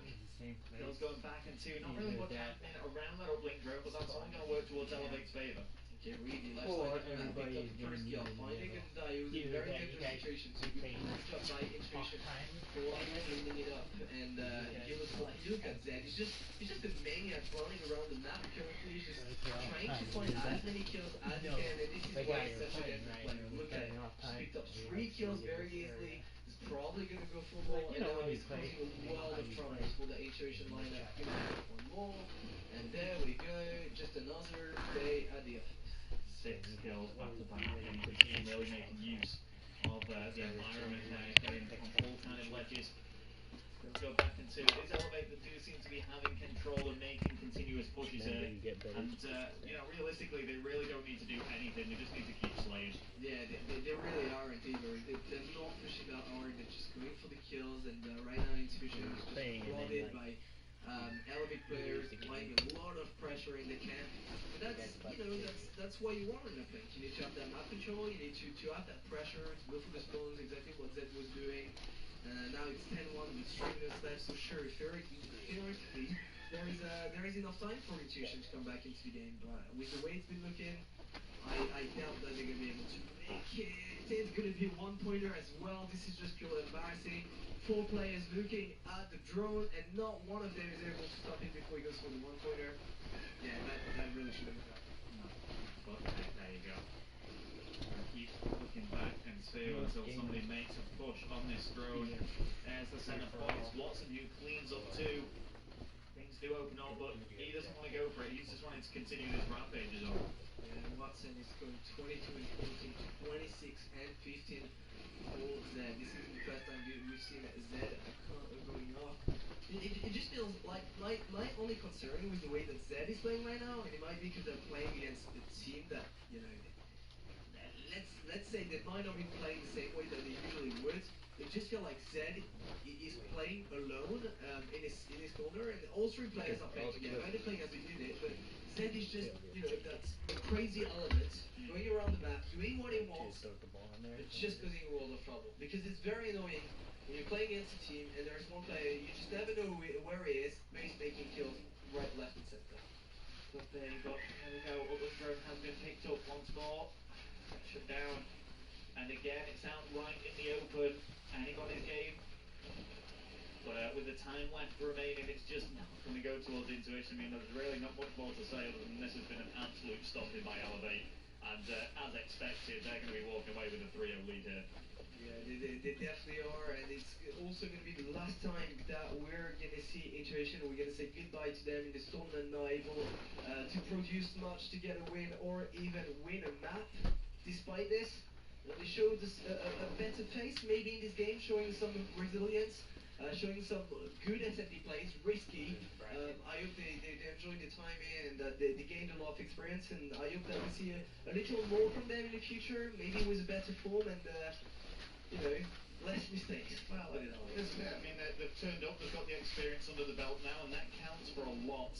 You know, if they start going up against teams who are brand new to the game, and at least you've competed an event and you've played against these top teams, you can learn a lot from playing against them, and they're the positives that we're really going to take from this. They have just secured 2 points on the board there, but it will just be a consolation for them. Have you learned a lot from your playing experience against good teams? For me, well, I lost to bad teams, so that was just, so you know, what can I learn? But further 2 points again, just catching up a little bit, but there really is nothing they can do here to actually balance things out. And that is going to be it. R0ad are going to be advancing with their first win of the Invitational. It's a 3-0 victory against Intuition, and they really make their stamp here at CWL London. Intuition, they fought valiantly, but they will now bow out. All 3 games in their pool have been lost. And commiserations to them, but R0ad, they're looking strong to go into the later stages. Yeah, they're looking strong. You know, that was an expected win. It wasn't too convincing in SME, so I look forward to see them play against an actual good team. We'll see what the game against the other team is going to look like. I look forward to it. Alright, well, we've thoroughly enjoyed casting over that. Guys on the analyst desk, Bryce, what did you think of it? Thank you very much there, Rel. Well, you know what? It was a 3-0. It was expected. Yep. It may be not as big of a beating as I was expecting, but I think that's maybe because R0ad took their foot off the gas. Yeah, I mean, they never really came out saying yeah, did they? It was just casual game and never really looked that uncomfortable. Really had a sniper for opening. Yeah. And that just kind of tells you where the game was at that point. The search and destroy was close. Intuition put up a pretty good fight in that one. But there was just some stuff that was really confusing. Like Zed gets a 1v4, the one guy comes out and challenges, the other guy just runs straight off the map. I don't know where he was going. I was like, when I saw that, I was like, oh my god. Like, and it's like a game where like, they could have, if they win that round, they win the game.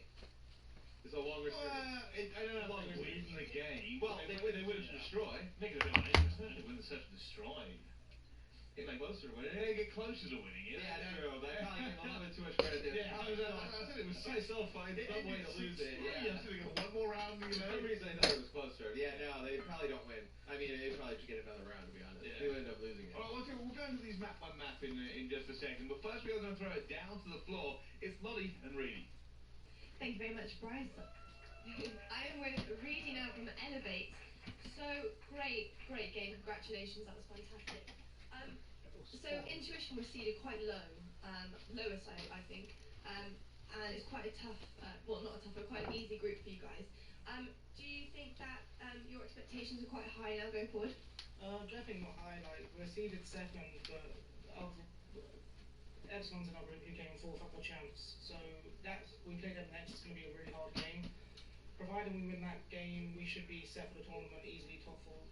They also gave you quite a close game on S&D. Would you say that's one of your lowest game modes, or your hardest ones? No, we just wasn't trying. Literally messing around. We're just joking with each other. We wasn't concerned at all. They're a pretty bad team, to be honest. I don't want to seem disrespectful, but they shouldn't really be here. They got lucky because the team dropped out and they submitted us Teemo on their 30th seed, which blows my mind. So. Okay, fair enough. And also having a player like Zed on your team slaying, does that help alleviate some of the pressure in some of the game modes like Hardpoint? Yeah, Zed's great to team with. He's really talented. He's got reactions. His reactions are unreal. He's really fun to team with. He's also a odd individual. He will move at you mid game, so he's fun to play with though. Would you say that he's carrying the team, or is he quite a team player? Like, for example, are you separating right now? He's a team player. He likes to run on by himself sometimes. He needs to knuckle down a bit, but that's what I'm there for, to keep him in check. And I don't think he's ever had that in his career. So this year he's really turning up and he's becoming a player that he can be, like, really, really good, one of the best in Europe. Great, thank you so much, Rudy. Back over to you, Bryce. Thank you so much, and so much in that interview that I think we have to cover. Phenomenal answers. I think he should just tell us how he really thinks. Yeah. You know, really, usually he does sugarcoat things. Felt like he was holding some things back. Yeah. You say, you know, he's always going to be an honest interview. It's always entertaining at the very least. But yeah, obviously he's kind of spoke his mind about the team together. We kind of guessed right, saying they did take their foot off the gas. I had to go back to this bit in the interview. It was short for me. I kind of asked. It's I think he said that Zed moves at him mid-series. I mean, he's a peculiar guy. He is a little bit. That's a little bit weird. I don't think I've ever mooted anybody. I can't really recall a time where. Start doing it in the office. I started when you're back in America. Nah, not going to do that. Flavor now. Nah, I enjoy my job. Pretty sure they would like if I just start going into work booing at people. Pretty sure they would like to. Just the Maven. Yeah. It'd be absolutely fine. No. Maven would think he's going crazy. Not be okay. All right. Well, let's kind of go through this map by map once again. Hardpoint. Let's cover that quickly. Similar situation, probably got more points than I thought they were going to, and I think they only got around 70. So, I mean, that really just explains what we were expecting. For me, it's just the whole series that would just elevate whenever there was. It's impossible. It's impossible to come back in a hardpoint game like that because you're forcing to play for all of the hill times. So you're forcing to go towards the later part of the hills, which. Obviously, if you don't win them, the opposing team gets the entire time. If you win them, you spawn them out over by the next hill, and they just take the first 40 or 50 seconds. So you're never going to win hardpoint games like that if you're Intuition. You need to get off to a better start. All right. Well, I don't want to cover it too much. I think there's not an awful lot to be said. Let's move on to Search and Destroy then, because although it was 6-3, and although I said they were messing around, you know, they still did lose a few engagements. It wasn't flawless by any means. Yeah, you were talking about that 1v4 round. If that changes, they changed the game slightly, but I said. Elevate weren't really trying probably their best in that game, and that 1 versus 4. I mean, when you watched it, as he said, it was just so strange. There was nothing really from Intuition to say they were going to try and counter it. They just let Zed do it. Yeah, and I think you see the biggest difference between these top European teams and some of the teams kind of lower in the pack in a game mode like Search and Destroy. Obviously, the pace of play slows down greatly. But you saw, like, there were a few times where, you know, Intuition would pick up a kill and then they'd have one person drop and there was nobody there to trade it. You see there's no teamwork, no coordination, no kind of strategy coming up from them. Yeah, and I think that's maybe they need something to work on. I mean, if you're ever going to play a really big team like Elevate, S&D sometimes, you sometimes see this S&D specialist team. You sometimes, even if you get a few good routes, a few good engagements, maybe, you know, a counter play style, you can sometimes get away with it. Well, it's one thing these pro teams do so well. They're so fast that just when one person dies, getting another body there to trade that kill out, not letting that person get away with their life. You see, when Intuition plays, like they maybe have one person drop, and that other person's just a second or two too late, and that lets the other team get a big two-piece and open up a round. It says, all right, let's move on to the uplink then, and Reedy had a slightly unorthodox tactic, I think, in this one. Yeah, this one was just a beatdown side of Elevate, and I think uplink as like, you know, a lower ranked team, so to speak. I feel like uplink is probably the hardest game mode to play against the top pro. There's such a gulf, isn't there? I think it's practice. I just don't think the lower teams practice it anywhere near as much. I think it's practice, and then unlike hardpoint, where it's like a set rotation and you know where you're going to be fighting at all times, it's like uplink, the drone can go anywhere. So sometimes, like when you're down and the other team's up top, you got to bring it up a route that you're not used to going. So I think there's a lot of different variations in uplink that make it very difficult for some of the lower tier teams to play. I agree. Well, that's pretty much wrapped that one up quite nicely. We're going to go to a quick commercial break. When we come back, though, big game going down. Fnatic versus Imperial. Don't go anywhere.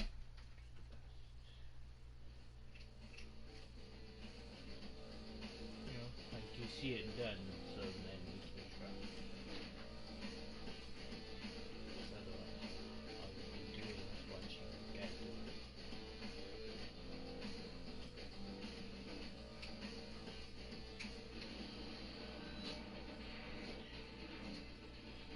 you're watching the guy, at least who trains or stuff, the guy's like, hey, what are you trying to be like? They play him.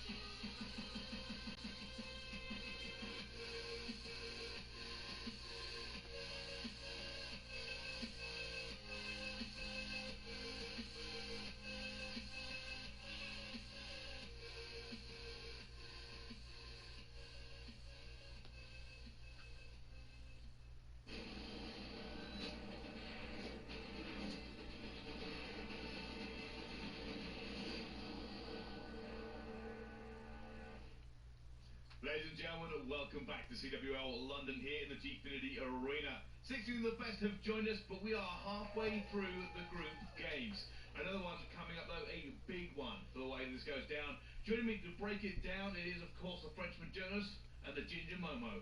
Thank you very much. One way to introduce me. I've been called worse by Bryce, so I'll take that one. No, you haven't. Much worse. All right, well, the game we're going to be talking about, of course, is going to be Epsilon going against the Imperial. But before we do any of that, we need to take a look at the groups and kind of recap what has kind of happened today and everything that's going down. Is anything surprised you guys yet? In all honesty, no. I think we're still getting into the meat of the tournament, if you like, to see these good teams going head to head. This game we have coming up is going to be a good one. But as you can see by Group A, pretty standard. I mean, I would have said that's how it's going to pan out. Intuition had a very, very hard task into Group B, and C&D, as expected for me. The only thing that strikes me is I was very disappointed by five games. I was expecting better from them. I don't think they put up much of a fight, whether against Splice or Aware. So a bit disappointed by that, but other than that, just the expected. Yeah, I think so. I think there's nothing too far out of the ordinary there. A lot of this has gone the way we're expecting. Fab Games' later game against Bando is going to be one to watch, and that's kind of redemption for both squads. Other than that, we've seen Elevate. They've already kind of stormed into this game. Intuition have not won a single game. That's their last game as well. So we've got the first team to have their last game of their tournament. So I think it's well to point out. A lot of people have said to me like those teams are both 0-2. What's the point in that game? A lot of pro points still to play for. Yeah. Don't forget that as well. These guys are coming, I think, for 13 to 16, you get 900. Everything you go up, you will step up those pro points. It'll help you at future events, seedings. So it is very key. All right, well, let's get straight into this one. First up, Imperial. Let's take us through this roster. So obviously you have the veteran Shane. He's been there for a number of years. It's been working out by the look of it. Yeah, he's been working out. Or maybe he's using that technique where you put your hands below your arms to make them look bigger. That may be it. That might be it. He's good at it though. Look at them. Yeah, camera Shane. And then you've got obviously Enduro and Brain, two players which a lot of people are familiar with. Sam B is really the person that I'm looking at, to stand out and make a mark here at CWL London. And so far so good for them. Obviously picking up the one win. I mean, those stats, kind of one win streak, 100%. It looks very good right now, but they've only played one. This is the real challenge. Yeah, this is the one where they're playing against a team who is a higher seed. Well, technically not now, but a team which will challenge them, which will put up a fight, and it's going to be very hard for Imperial, I think. All right. Well, speaking of challenge, let's look at their opponents. Epsilon. This roster is amazing. Momo, take me through it. Well, it's the same roster that was at Call of Duty XP, of course. They came fourth. Great bunch of guys. They've all worked very, very, very hard to be where they are. However, super fast pace. Dave, Hawkey, and Vortex were kind of those original SMGs that just went hell for leather at you. But they just seem so adaptable. They're versatile players. They will challenge the best of the best in Europe. So definitely do not underestimate Epsilon. And again, one game, one win. It's kind of this team, although they've had a great result at XP, just seem to have a little bit of bad luck that kind of runs through the course of them. But season 2, they didn't even make it to playoffs. Supremacy got there ahead of them. And they consistently proved they were better than that team. Yeah. But weren't able to make it. And then obviously coming into this year, not a great start. Didn't see a lot from them. They had the issue coming into this tournament. They got here yesterday afternoon and had to just play late again. They were all very, very tired. So it's interesting to see how they kind of come out of this. But you've got some teams like that are not going to perform in like small tournaments or online tournaments, and when it comes to great championships, they'll step it up. It was the case at some point with the dream team that we had with R0ad, Macat, Tomeno, and they didn't perform great online. They had some disappointing results at LAN, and then when it came to great championship Sunday, they would step it up. All right, well, let's look at the maps for this one then and see if that gives us any clear indication of how it's going to go. Retaliation, Crusher, Throwback, Breakout, and Scorch will be the maps if we get all the way to map 5, of course. But anything there kind of scream and jump out at you? I think Crusher S&D is going to be a big, big game for Imperial. I think the respawns are going to be so hard for Imperial. That squad which has been together for so long, the chemistry in that squad, the individual skill, I think Epsilon are going to come out in the hard points. But Crusher S&D is a must-win game for Imperial in my eyes. Yeah, if Imperial wants to win, I think that it has to go through 2 SNDs, but Epsilon are actually good SND team. I wouldn't say it's the best game type, but definitely a good SND team. So Imperial, they need to steal the uplink and they need to go for both SNDs. I don't see them winning an half point. Okay, I think that's a kind of a fair assessment of how I think this is going to go. Now, it's an interesting game for me because Imperial, they're not a bad squad, but Epsilon, although kind of ranked not as highly this time around, everybody's still got that XP placement in their head. They're all sitting there going, we knew they were, maybe top 5 last year in terms of Europe, and then had kind of it's almost an anomaly, an out-of-the-ordinary result at XP. They're not really expecting to do that. It was a bit crazy to see. I just think you've got to look at Imperial. Yes, you know the players, but these 4 not been a 4 for a long time. You know, Endura, great player, great S&D player. He comes in, he fits in well with the team. But these 4, as a squad, we don't really know enough about them as a team. We know individually what they're capable of, and someone like Sambi, who's a bit inexperienced, we yet to see what he is. So it's very much experience versus individual Can skill. Shane work his magic again? Shane always works his He's done it in the past. He once took a team of YouTubers to 4th place. Let's not forget he's done that, but can he do it again? Well, it's a bit different now. I think there is more elite teams that are more practiced. But to me, the thing that strikes out in this pool is that either Imperial or Epsilon might not make it out of groups, and that is a scary thought from a pro point standing because those 2 teams are just below that 6th place, which is a full play for MLG Atlanta. So there is much more at stake here than just getting out of groups or winning in this game, because we expect Elevate to beat both teams. Might not happen, but this is what's supposed to happen. So there is definitely, this is a huge game. There is so much on the line, and Epsilon might be feeling the pressure. That I hope they're prepared. But if you're on the Imperial team, you got to kind of look at what's actually happened for them in this group. They got the original group, and they probably went, we probably can't beat Elevate. Supremacy we could probably take. Prismatic, we should get that game. They're sitting there going, we probably could get out of Group C. That's Supremacy we think we could beat. Then, it actually got even better for them. It was Prismatic and Intuition. They're like, okay, we've now made it out of the groups.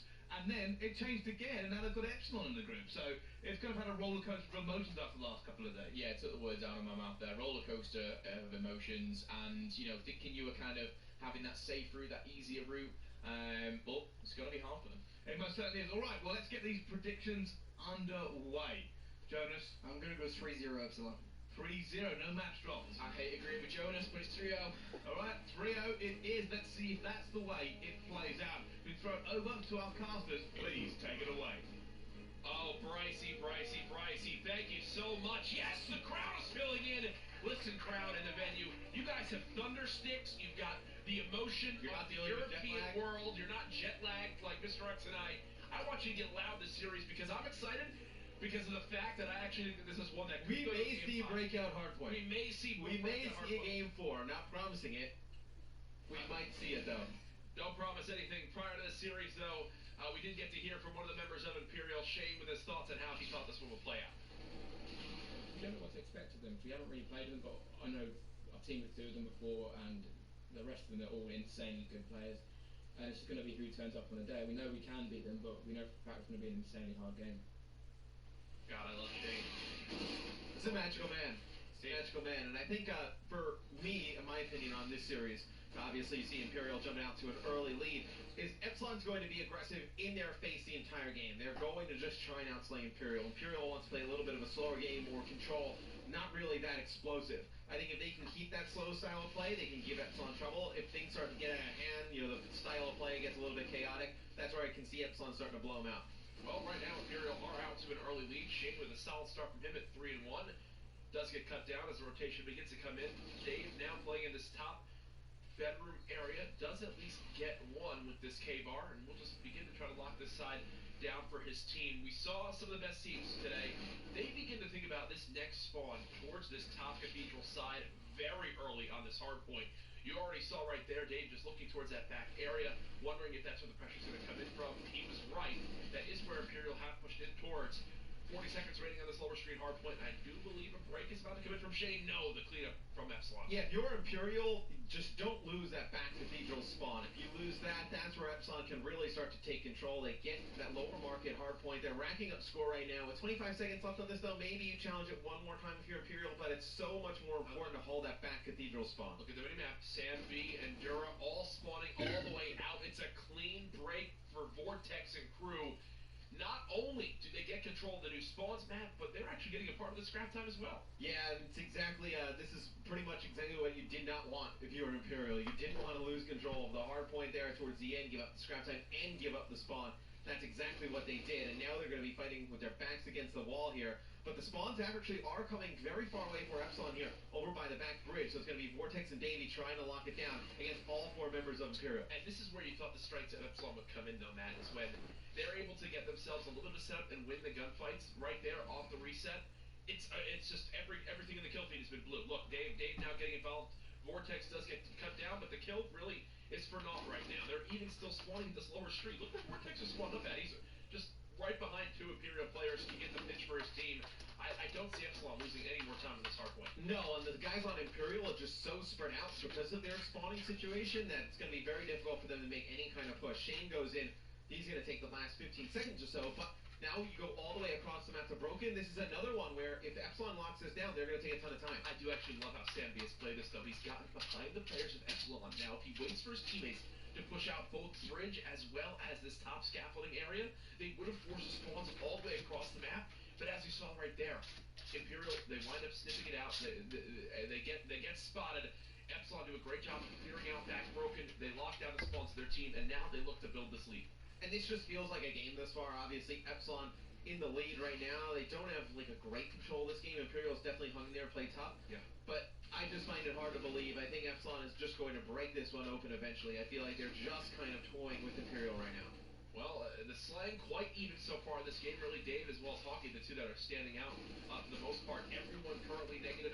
Shane just broke into the positive side for the Imperial. 94 to 67 the scoreline right now, Matt. As you mentioned, you think Epsilon are going to take over. Not sure when exactly it's going to happen because Imperial keep doing this right here. They get the last little bit of scrap time and they keep the game within reason. Yeah, I mean, your biggest part of the game will be the next Cathedral and Broken Hills. You see Brain just absolutely destroy Vortex there. We'll head inside to the hotel. And this, I feel like, this is a hill where you're going to see a lot of contention. I feel like this is just bonus time, right? If you're able to get a good chunk, great, puts yourself in a better position going into the second rotation of hills. But a lot of the time, we see both teams just kind of flying in, nobody getting a good chunk of time in this hard point. You know, we were talking a little bit about Shane, and I think statistically, of all the champs he's attended, he's got, like, the weakest stats. I told Raiden he was going to get 50 kills in this first game. Oh, really? Well, yeah. I think you had the wrong person as Brain there. You just saw the 4 times multi-kill, the major alert on Comcaster. He's on a 5 streak right now. Slower start from him, but now beginning to pick it up. Does get cleaned up. It's 100 to 100. After the first rotation of hills, we're winding down this hotel hallway area. And as you mentioned, Matt, very scrappy. It's exactly what we've seen so far. Yeah, Imperial's done a nice job of getting a good chunk of time. They're going to give it the last 15 or so seconds here to Epsilon, so they'll get a little bit of a big lead here going over towards Bridge, but you have the side of Imperial set up over by Bridge, trying to push all the way, spread out the side of Epsilon. Have we ever talked to Dave about why he has a Q in his name? Nope. Okay. I assume probably because the name Dave was taken. Oh, that's true. For some reason in Europe, everybody just like names themselves, their gamer tags or PSNs after just their actual first name. Which actually kind of makes sense. I'm not actually mad about that at all. It's something that I wish I did. Sam B cut down from that back broken area. It's been a lot of 2 pieces from these teams. You saw Desire and Dave try to bounce back, but Endura gets 1, Endura gets 2. As he'll hold off the pressure, and now the streaks begin to come in from Brain, who you saw earlier, that 5 times streak with the 4 times multi-kill. Definitely helped him earn those. 131 to 118 the score. Imperial so far on this bridge hardpoint have looked like the better team in the first 2 times we've seen it. Without a doubt. They have jumped down to in the lead here on the bridge, and they did that in the first rotation of hills. So not too surprising. We'll take a look at the mini-map. As you can see, some players for Epsilon giving up on this hill. They're going to set up for that lower streak. Epsilon just started losing a ton of engagements. The slang is actually completely even now. 3 players negative for Epsilon. The only one standing out still is Dave, as he's at 19 and 12. The new hardpoint comes in, the biggest lead of the game for the Imperial. Active camo now earned as well. Could be extremely useful when we get towards these hardpoints that many consider the money hills on this map in Cathedral as well as back broken. You see there though, not expecting the pressure to come from scaffolding yet. Vortex with a nice cleanup inside the hard point as he'll try to help Epsilon claw back into this game. Which is interesting that Epsilon, they find themselves far behind here, and then trying to mount the comeback, and the slaying is about even, because this series I feel like means so much more to Epsilon than Imperial. Like, I feel like the expectations this Epsilon squad are high, obviously, after their placing last year at COD XP. They're pretty behind in the pro points, so I believe right now. That's the big thing, too, is I think for all the teams in EU, from what we've seen in online performance, this has been one of the shakiest. This has been one of them that you need to see more from them.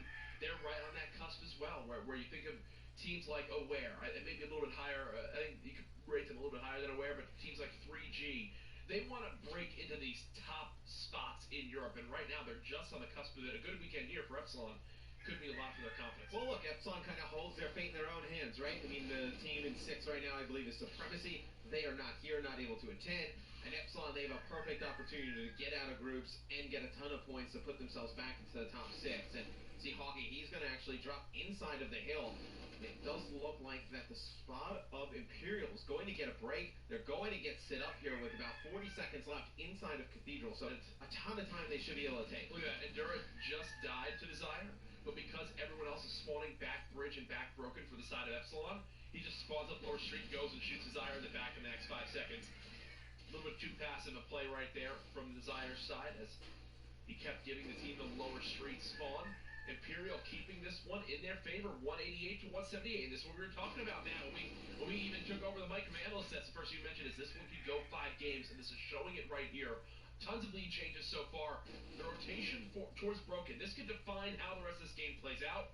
And it looks like Epsilon are It's a very smart play by Epsilon. I was a little bit scared that they were going to put at least one more push into Cathedral with about 20 seconds left. But they opt to rotate. They pick up all the kills on the rotation. They're going to make that time up back here at the beginning of Broken. Look at the pitch from Vortex as well. This guy's pushing all the way towards lower street scaffolding, and it's keeping the spawns pressured all the way out. A nice gunfight win as well. You just saw from Desire's perspective there by Hockey near that bridge area. All the lanes clear. The lead now back in favor of Epsilon, our 15th lead change of this game. Yeah, this has been very back and forth with Cathedral and Broken being the 2 key hard points. Right now, Dave just doing all he can. 29 and 16, currently on a 6th streak. Make it a 7. He's going to take one out from behind. He's going to have 2 players right into the hard point. He's not going to be able to win either of those. 13 seconds left, though. Epsilon has done its damage. I think they can actually kind of give up on the last few seconds here. Go set up in Hotel. Now, here's the thing for me. What have we seen so far on this map, though? The Imperial on the top bridge hard point are disgusting. Can they get there, though? They have to stop Epsilon from winning here. Endura and Crew, can they make it happen? Shane, 23 and 17, a great performance from him so far. They do get the kills in the rotation. They're back within 20. They've got some payloads to use as well as some tacticals and some grenades. Sam B just staying alive. He's got teammates watching over him. There's the pressure from Desire to break on in, though. Yeah, they just need the one player to sit inside the hard point, just look over him down the hotel hallway, and you see, Sam B dies in the hill, Shane right there to pick it up. It's going to be very difficult for Epsilon to just kind of break this one by one. And just like that, Imperial's fallen right back into this. Here comes Dave, though, on the flank, gets one, but an immediate trade. There are some presence of the Epsilon players near this hard point, and Shane, who gets 2, nearly finds a 3rd, but it's Vortex with some clutch shots, and now they're looking to close the game out here. There's enough time for Epsilon to win it. They just see perfect gunfire, Brain with the 2-piece to break on through. Was that enough to stall out the game? I don't believe so. So the Imperials still have to push through this. Epsilon inside the hard point. They should be able to close it out here. 248, 249. No, they haven't done it as of yet. There will be a rotation towards the top bridge area. It's still possible for Imperial to do this. Yeah, and right there towards the end, Imperial gets 1 kill, knocks Epsilon out of the hill, but Epsilon only 2 points away. 2 kills coming in for the side of Epsilon. They get control of the hard point, and they'll take game number 1, 250-24. What a scenario right there. You see, in this final kill cam, Vortex has a player just behind the other side of the car. That player had rewind, but if he uses it, he leaves the objective and loses in the game. So there, he wishes he could have used that payload ability. Unfortunately, though, would have lost his team the game. Epsilon, it was not easy, but it's what was expected in this first hard point. Yes, we got a close one, man. It wasn't 250 to 100. Nope, that score was very reasonably close. Saw a lot of lead changes during that one. Shane actually goes 26 and 21 with the most objective time for his team, so he puts together a fantastic game number 1. Dave just too strong, though, 34 and 21 on the side of Epsilon. And you saw once the pace of play just started to pick up, that's where Epsilon started to take control. Yeah, there was some shaky moments there. I would love to see the difference in that top bridge hard point of how much Imperial really did win it in the first half of the game. But in the end, it's Epsilon who come out on top. They're now up 1-0. We'll be sure to pull up the scoreboard for you so you can take a look at exactly how it all broke down. Dave, 34-21. He was the guy that when his teammates slowed down a little bit, Matt, he kept the pressure on. Yeah, no, he obviously did a fantastic job in the slaying department. Desire does not have the best of games, only 17 kills, but he has a ton of objective time. Yep. And where Imperial got a lot of their points, Jack, obviously over by the bridge, but then that first hotel hallway rotation, they did a good job getting a lot of time there. Everything else, they didn't get a good hold on Cathedral, didn't get a good hold on Broken. That's where you saw Epsilon really start to pull away. Well, we're going to be getting into game number 2 here momentarily. It will be Crusher, Search, and Destroy. Some closer maps this time, Matt. I didn't get to hear your perspective too much on it, but earlier today we saw 6 plants from Splice against Fab on just the side of Splice every offensive round.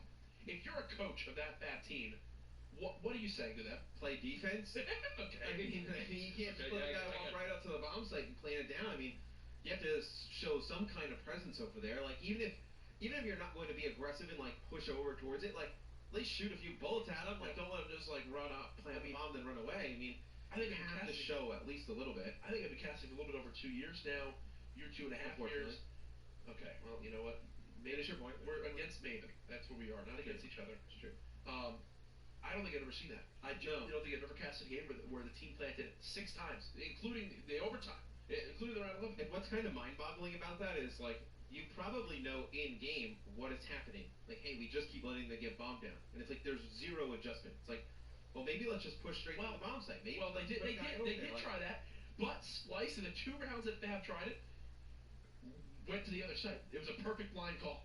So the 2 rounds that Fab pushed through B, Splice had perfectly called to go towards A.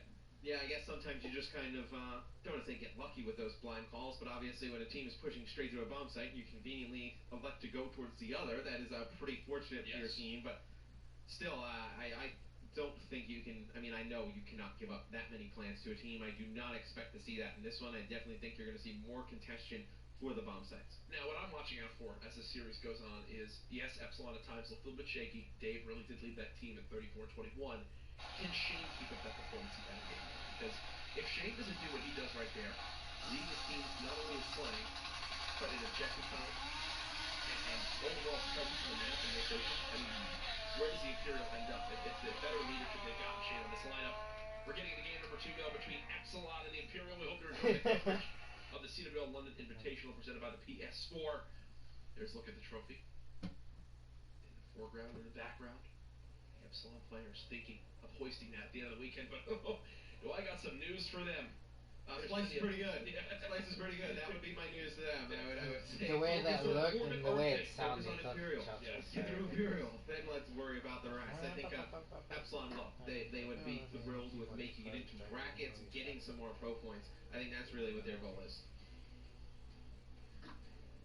Let's start it off. It's going to be a pressure towards the outside site here at B. It's a 2-2 stack from the side of Epsilon, which already seems like an interesting setup. As we will see players immediately flying on in, kills being traded out. That is Shane and Sam B making it a 2-on-2, so still a very winnable round if you're on the side of the Imperial.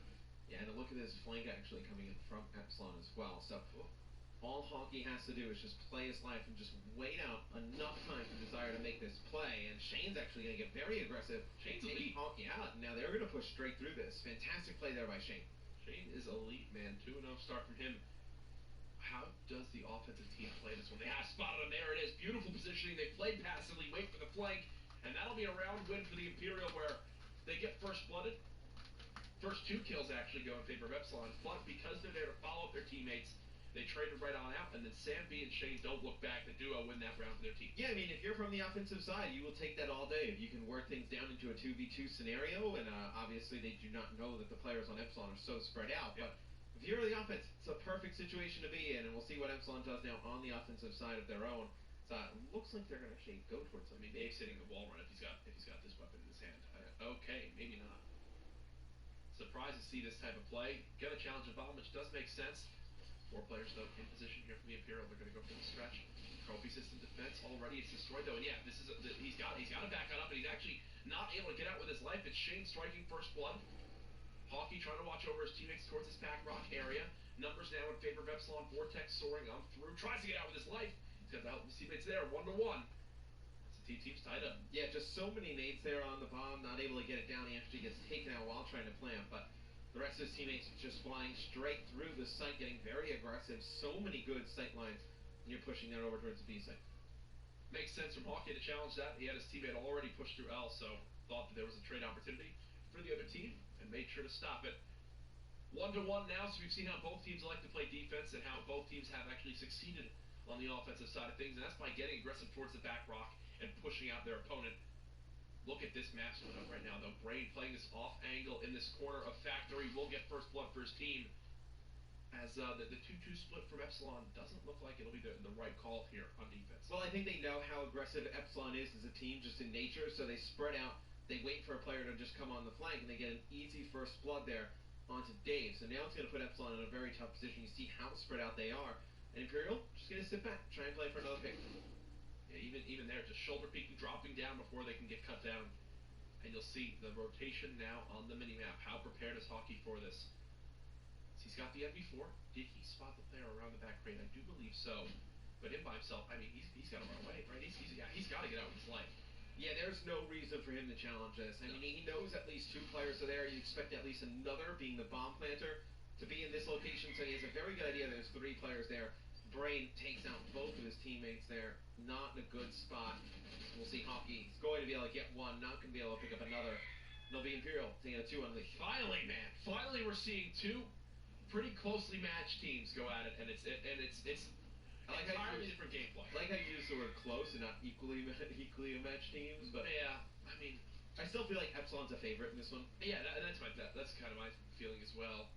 I just know all the sentiments of the Epsilon squad coming in this weekend is like people thought they'd be higher on the pro points ladder, and they're just not. Well, look, they've been gifted this opportunity. Yes. And he's heard a lot from guys like, yeah, we want to be in the tournament. We didn't send an email. We don't know how to send emails. Like they finally they don't have email. Yeah, they don't have email. Whatever the situation was. And now they get the opportunity to get here and prove how good they are and make their mark and get enough points to potentially make it to Atlanta. They need to take advantage of this opportunity. Well, again, it's led by a trophy system towards this B site. Look at that. Perfect. Defends it from 2 grenades, and now he gets the objective down. 40 seconds left for the Imperial to go for this defuse.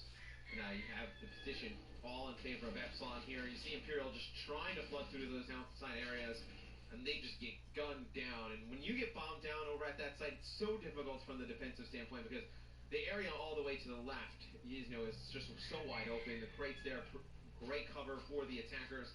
And then there's that one really narrow choke straight to bomb, where there's going to be a player now with the R0ad in play with an SMG right there in that close quarters, not going to be able to push that with an R0ad, or not going to push it with an NV4 or a K-bar. So that just proves very difficult for the defensive side to retake that bomb. We're slowly getting towards the point where payloads will begin to come into play. You can see Sam be the closest on his team with Rewind, 1 kill away. Endura 0-3 right now. Was that just a sniper brought out on the side of Epsilon? I'm not entirely sure. Thought I saw a shot go off. Maybe not. Shane and crew though pushing on up, and again focused towards this B site. I'm assuming trophies will be thrown in, and there's a challenge already flying out as Epsilon. The aggression paying off as they get 3 quick kills, and before Sam B can even rotate, his teammates are already dead. Very winnable round though with Rewind. Yeah, can't get away though. Yeah, I was gonna say with Rewind, the 1v2, you could potentially pull something out there, but he gets cut down before he has the opportunity. So that right there is a perfect example of how you can break that site. I was talking about it a little bit earlier today. You just need to have the confidence and trust your teammates to slide out on bomb, kill the planter, because you know that there's typically always someone watching the flank. So if you have 4 hit aside on this map, as you saw right there with Sam B, he wasn't there in time for a trade. He gets a kill and gets out, but that wasn't really a trade. It was more, hey, there's somebody in front of me. And I feel like the best opportunity to push that is right as soon as they get the bomb down. So as soon as you see, the situation pop up where the bomb is planted, that's when you need to jump out and challenge it. But it's going to be or as long as you have full confirmation, because you can stretch that bomb with trophies down. It's very true. But if teams start throwing it in, they see the trophies blow up, you see to go for it, and that's what they do there. It pays off. This time around, they change things up though on the side of Epsilon. They'll go for a quick planet A. It's a 3v3 with 35 seconds left to defuse.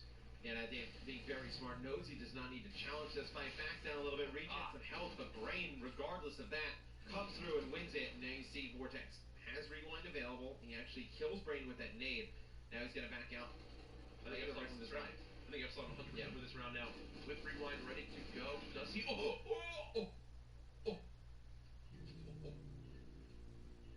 Well, they didn't win the round. That was how you like London?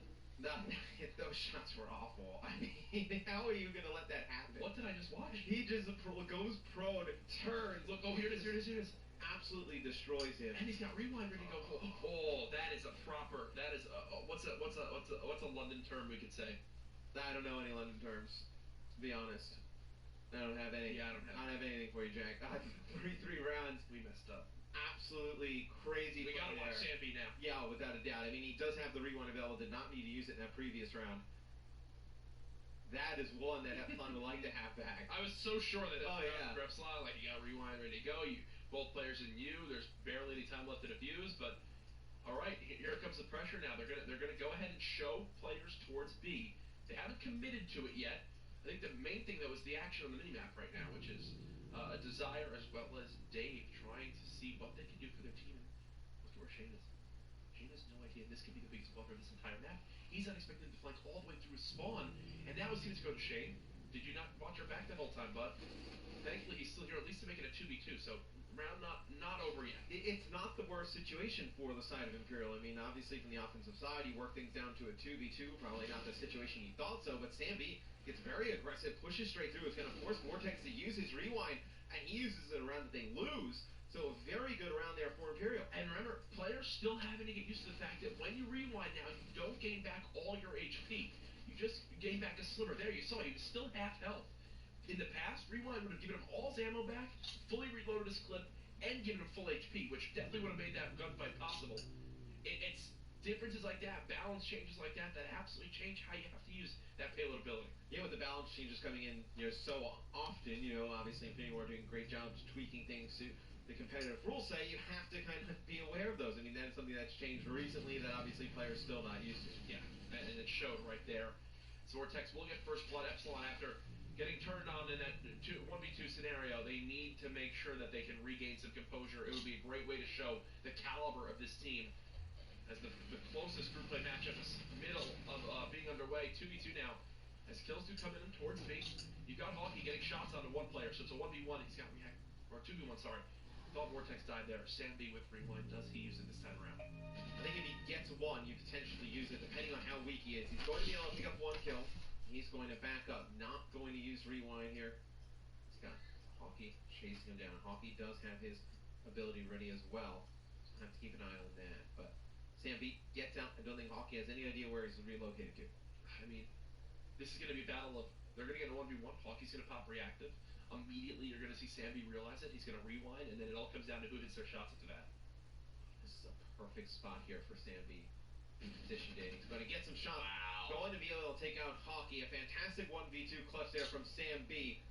Set some hero plays here in Search and Destroy. He's the real deal, bro. And it's Imperial. 1 round away from tying this series up. What is it? This performance right now? 10-3 from Sam B. 2 clutches as well. That's the bigger thing for me. Outside of the kills, it's where he's gotten them for his team. He still has Rewind ready to go. Yeah, I mean, he's been the biggest contributor in the 2 rounds that meant the most right now for Imperial. So obviously you look at Sam B as being crucial to their success here in Search and Destroy. And it seems like they don't really know what they want to do here on the offensive side. It looked like they were going over towards B. Now they're going to be a little bit more passive back up. And I think they're worried about the side of Epsilon coming on this flank that they've been doing quite consistently from the defensive side, but it's not coming here. So Imperial just going to waste a ton of time here at the beginning of the game. Yep. And it does look like now as they begin to develop towards a site, they might have chosen the right one because look at what Epsilon have done. They sent 4 players to B. They go, oh God, nothing's here. They had A. They go back to A. There's nothing here. Let's go back to B, I guess. So now we should have a 2v2 scenario towards this site. Brain moves on up. I think the bigger thing to point out is if he gets this bomb planted, he earns himself camo, and that's basically a 3-round win because then you just push out the rock, get yourself a kill, and boom, that is game done. As there's the camo push from Dave, so he's going to be the one to initiate the action. Love that play from Epsilon. How does Sam B and crew react? They do get 2 quick kills as players are just flying high, soaring for no reason. There's no need to challenge that. Sambi inching up. If he gets his kill, he earns the bombardment. Does he peek the corner in time? It does appear so. He's got someone in front of him. 15 seconds left. With 2 players behind perfect cover, there was no reason for Epsilon to challenge that. Sambi trying to make this a 1v1, not able to do so. Epsilon takes the round. I feel like that is what Imperial just gave them. Yeah, especially towards the end. Some pacing issues towards that back rock area. They could have definitely challenged all 3 players at once, but instead one player challenges, another player challenges, and then the final one does. And they die one by one. Bigger thing though, Sambi doesn't earn that final streak. Either way though, he still has a ton to work with. Rewind, obviously he's got Scorchers as well as a Trinity Rocket, so if you're on the side of Imperial, you're feeling confident, but you're also playing exactly like this, which is getting the pressure inside, and you can streak out the B-bomb if needed. And we'll see. It's all these first gun battles are huge, I was going to say. And Shane and Enduro win 1 each. And now it's going to be all on Vortex to extend this map. So it'll be a 1v4. He's able to get one, has the rewind, uses it. Oh, 2 players lined up, not able to win anything. It'll be Imperial tying this series up at 1 game apiece. Team map number 2, 6-4. Sambi had 2 rounds that he clutched up in tough scenarios. And he goes 11-4. What's the difference in the game? 2 rounds. 6-4 in favor of the Imperial. Great stuff from them, as now we've got ourselves a series, Mr. X. We're going to see breakout hardpoint. Yeah, slower game mode and search and destroy. You expected that to be one. Imperial could make their mark on it, and they do. They secure that second map win. Unfortunately for them, they got to win one of these next 2 respawns to see another search and destroy. I think we're beginning to see a little bit of Epsilon struggles transfer over from what we've seen online to now on land. With that loss there, at times, just not looking like they were able to execute on the goals they had in mind. Let's take a look at our scoreboard, though. Sambi, 11-4. Shane, monster game 1, monster game 2.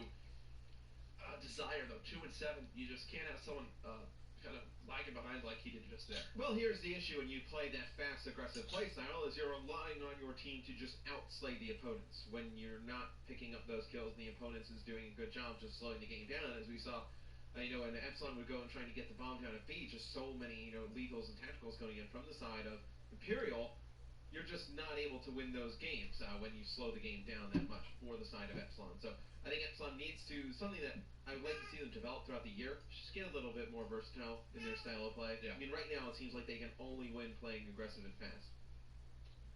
What do Imperial have to do here? Throw back up, Link.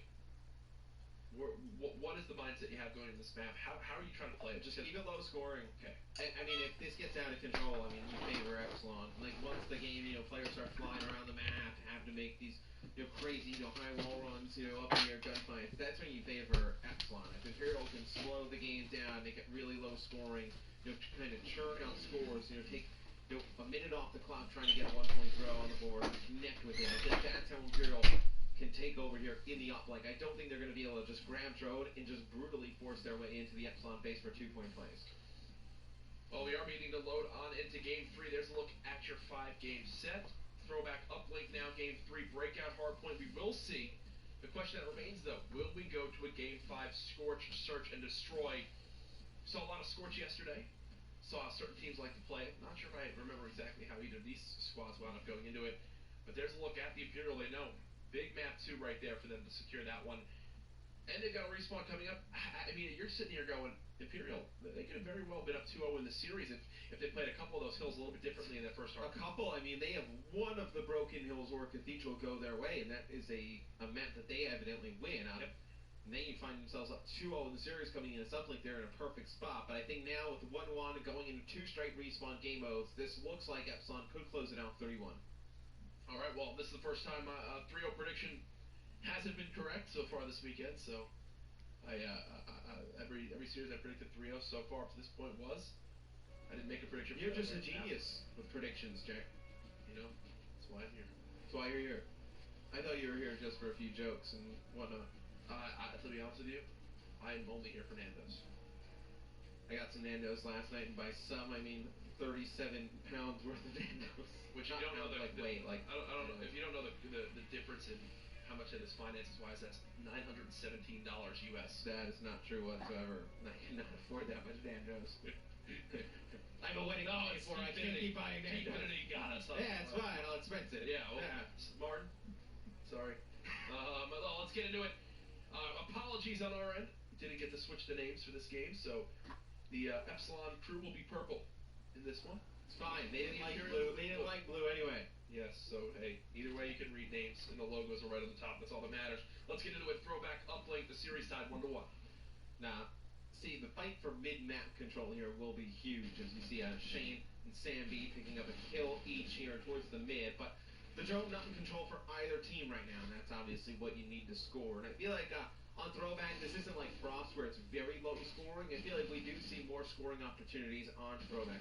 You see at the bottom of your screen, use that hashtag CWL London. Those are your thoughts on the teams playing, what's going on, how tan Mr. X's tan is currently. Anything like that. It's currently very tan. Currently, the status of my tan is tan. Yeah, that would be highly accurate. Okay, good. I just want to make sure we're all on the same page here. First team to pick up the drone will be Imperial. And actually, I didn't think this was going to happen because they had 2 players drop. It's like, okay, there you go. Desire cleans it up.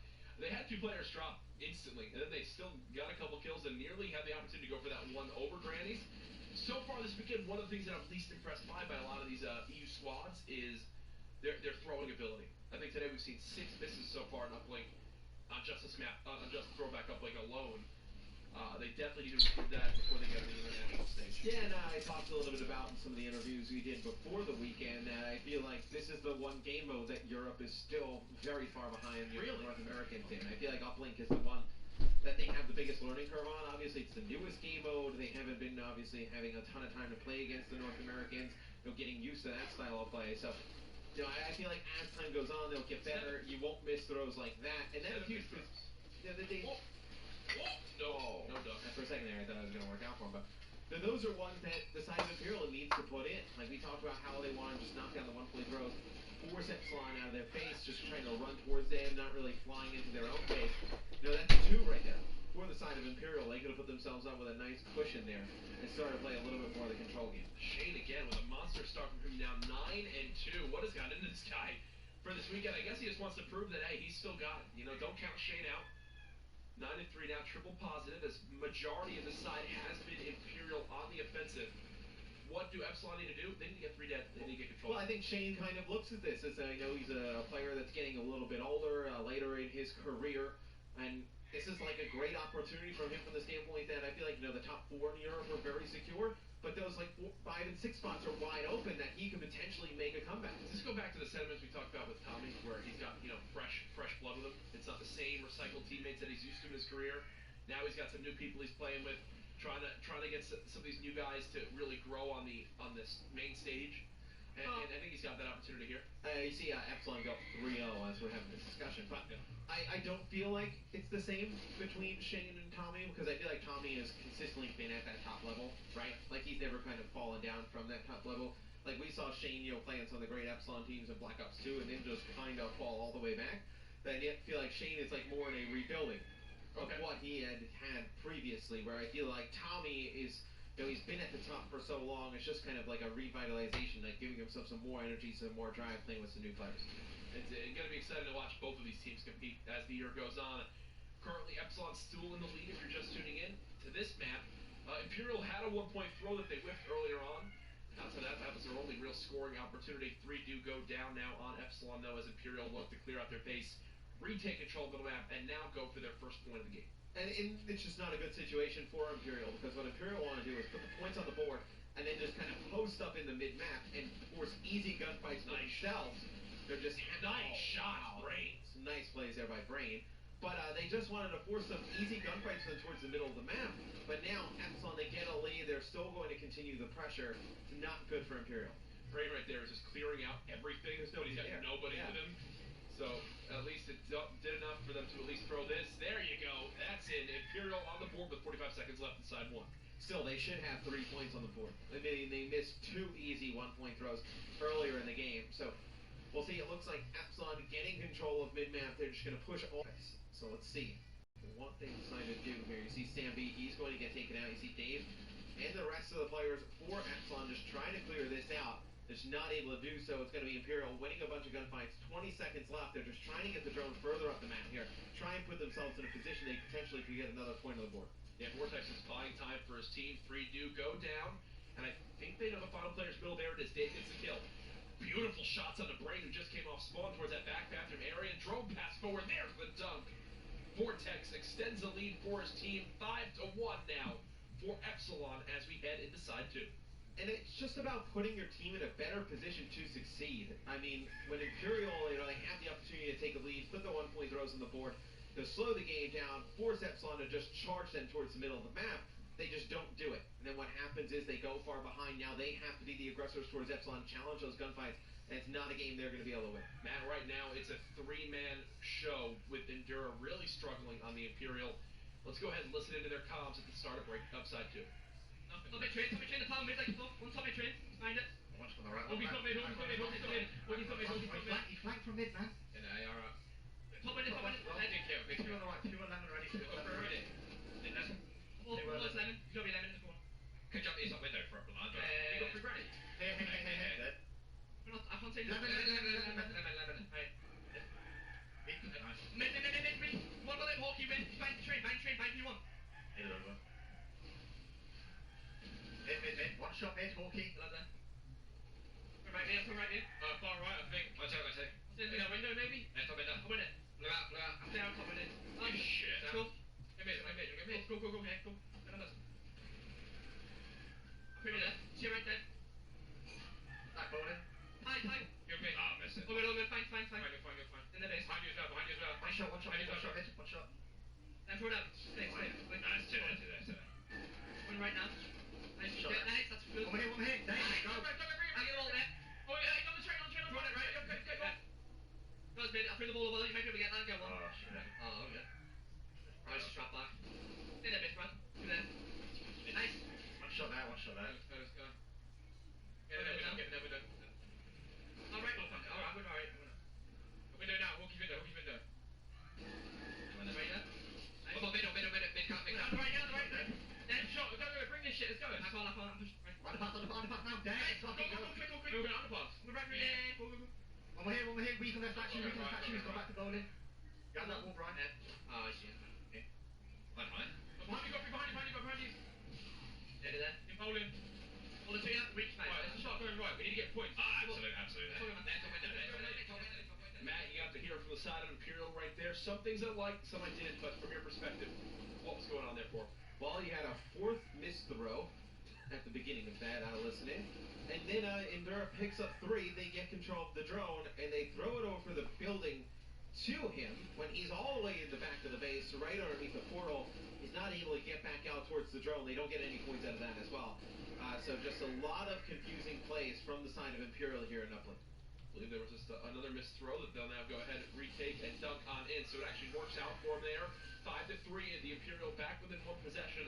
Reminder, already with the missed ones that we've seen, this should be a tied game. Instead, they're down by a dunk. Brain now moving forward. There's the throw. That one's in. 5-4.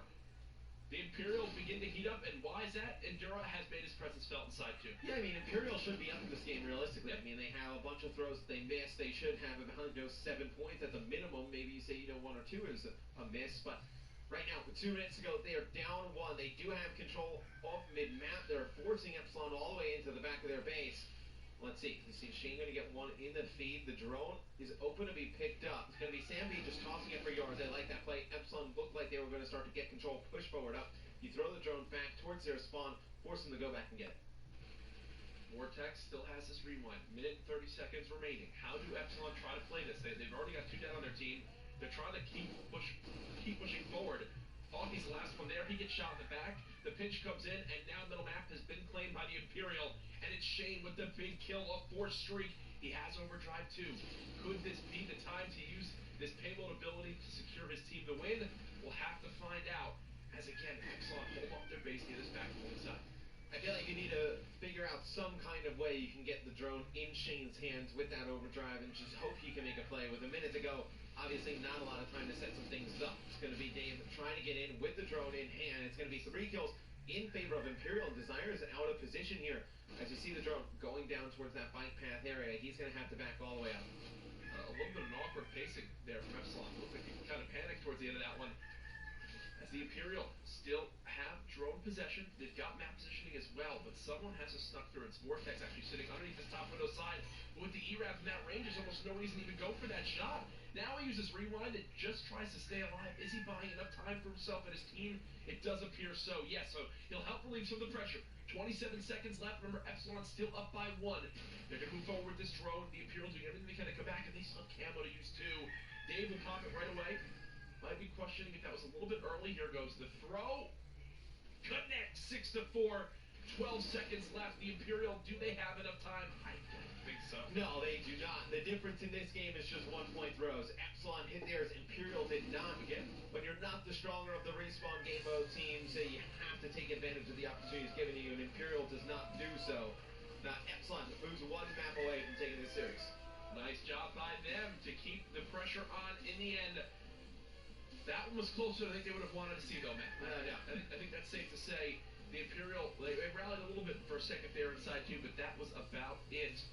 So now we move forward to the series with one thought in mind. Epsilon, they won the first hard point. They're now going to go into another one, and their goal is to end the series here. Dave, sitting back and relaxing. Hasn't been that easy of a series, though, I'll tell you that. No, without a doubt. I mean, Epsilon easily could have lost that uplink game. We can take a look at some of the stats for the side of Epsilon. You had Hockey go 26 and 24. In terms of objectives, you saw Davey connect with a 1-point throw. You saw him dunk one as well. Now for the side of Imperial, you saw Sam B go 28 and 20. They're top performer. As we get ready to go into hardpoint, game 4 breakout. Finally, we get to see some breakout hardpoint, man. This is a map that well-practiced teams can absolutely dominate on if they're facing an opponent that doesn't know how to play breakout too well. That is safe to say, especially towards that bottom cell block hardpoint. That is one that separates the good from the bad. Yeah, I feel like this is one of the hardpoints that North American players love. European players do not tend to love this map as much. I feel like it's extremely unforgiving. I mean, there are some hills where you can just get brutally beat on if you do not get there early and you're able to lock it down. So I'm interested to see if Imperial can get to those earlier, unlike how they did on Retaliation, and get control of those money hills. Well, we're going to get into it soon. You saw there one player's got up to use the restroom. As a breakout hardpoint, for me, a map where we have streaky players, it comes into play a lot, because there are some areas of cover, especially towards that cave side. If you have a player that knows how to survive well inside the hardpoint, he positions right behind that bulldozer, looks over towards that spiral staircase area. We have seen players go on 5 to 10 streaks, get fully streaked out, and then use them towards the later half of that game to help their team secure the win. And I wonder if we see any R0ad on this map. I feel like this is the one of the maps that you can still just run 4K rifles and get away with it. I think you can run 4K bars and definitely be fine. Well, if you think about it, each hardpoint has an area where you want to have, obviously, a K-bar for a reason. As we go ahead and take a look at the map so far, 250 to 224, the Retaliation hardpoint was not easy. But the theme of this has been Epsilon. If it comes down to a respawn game mode, they clutch up in the end when they need to.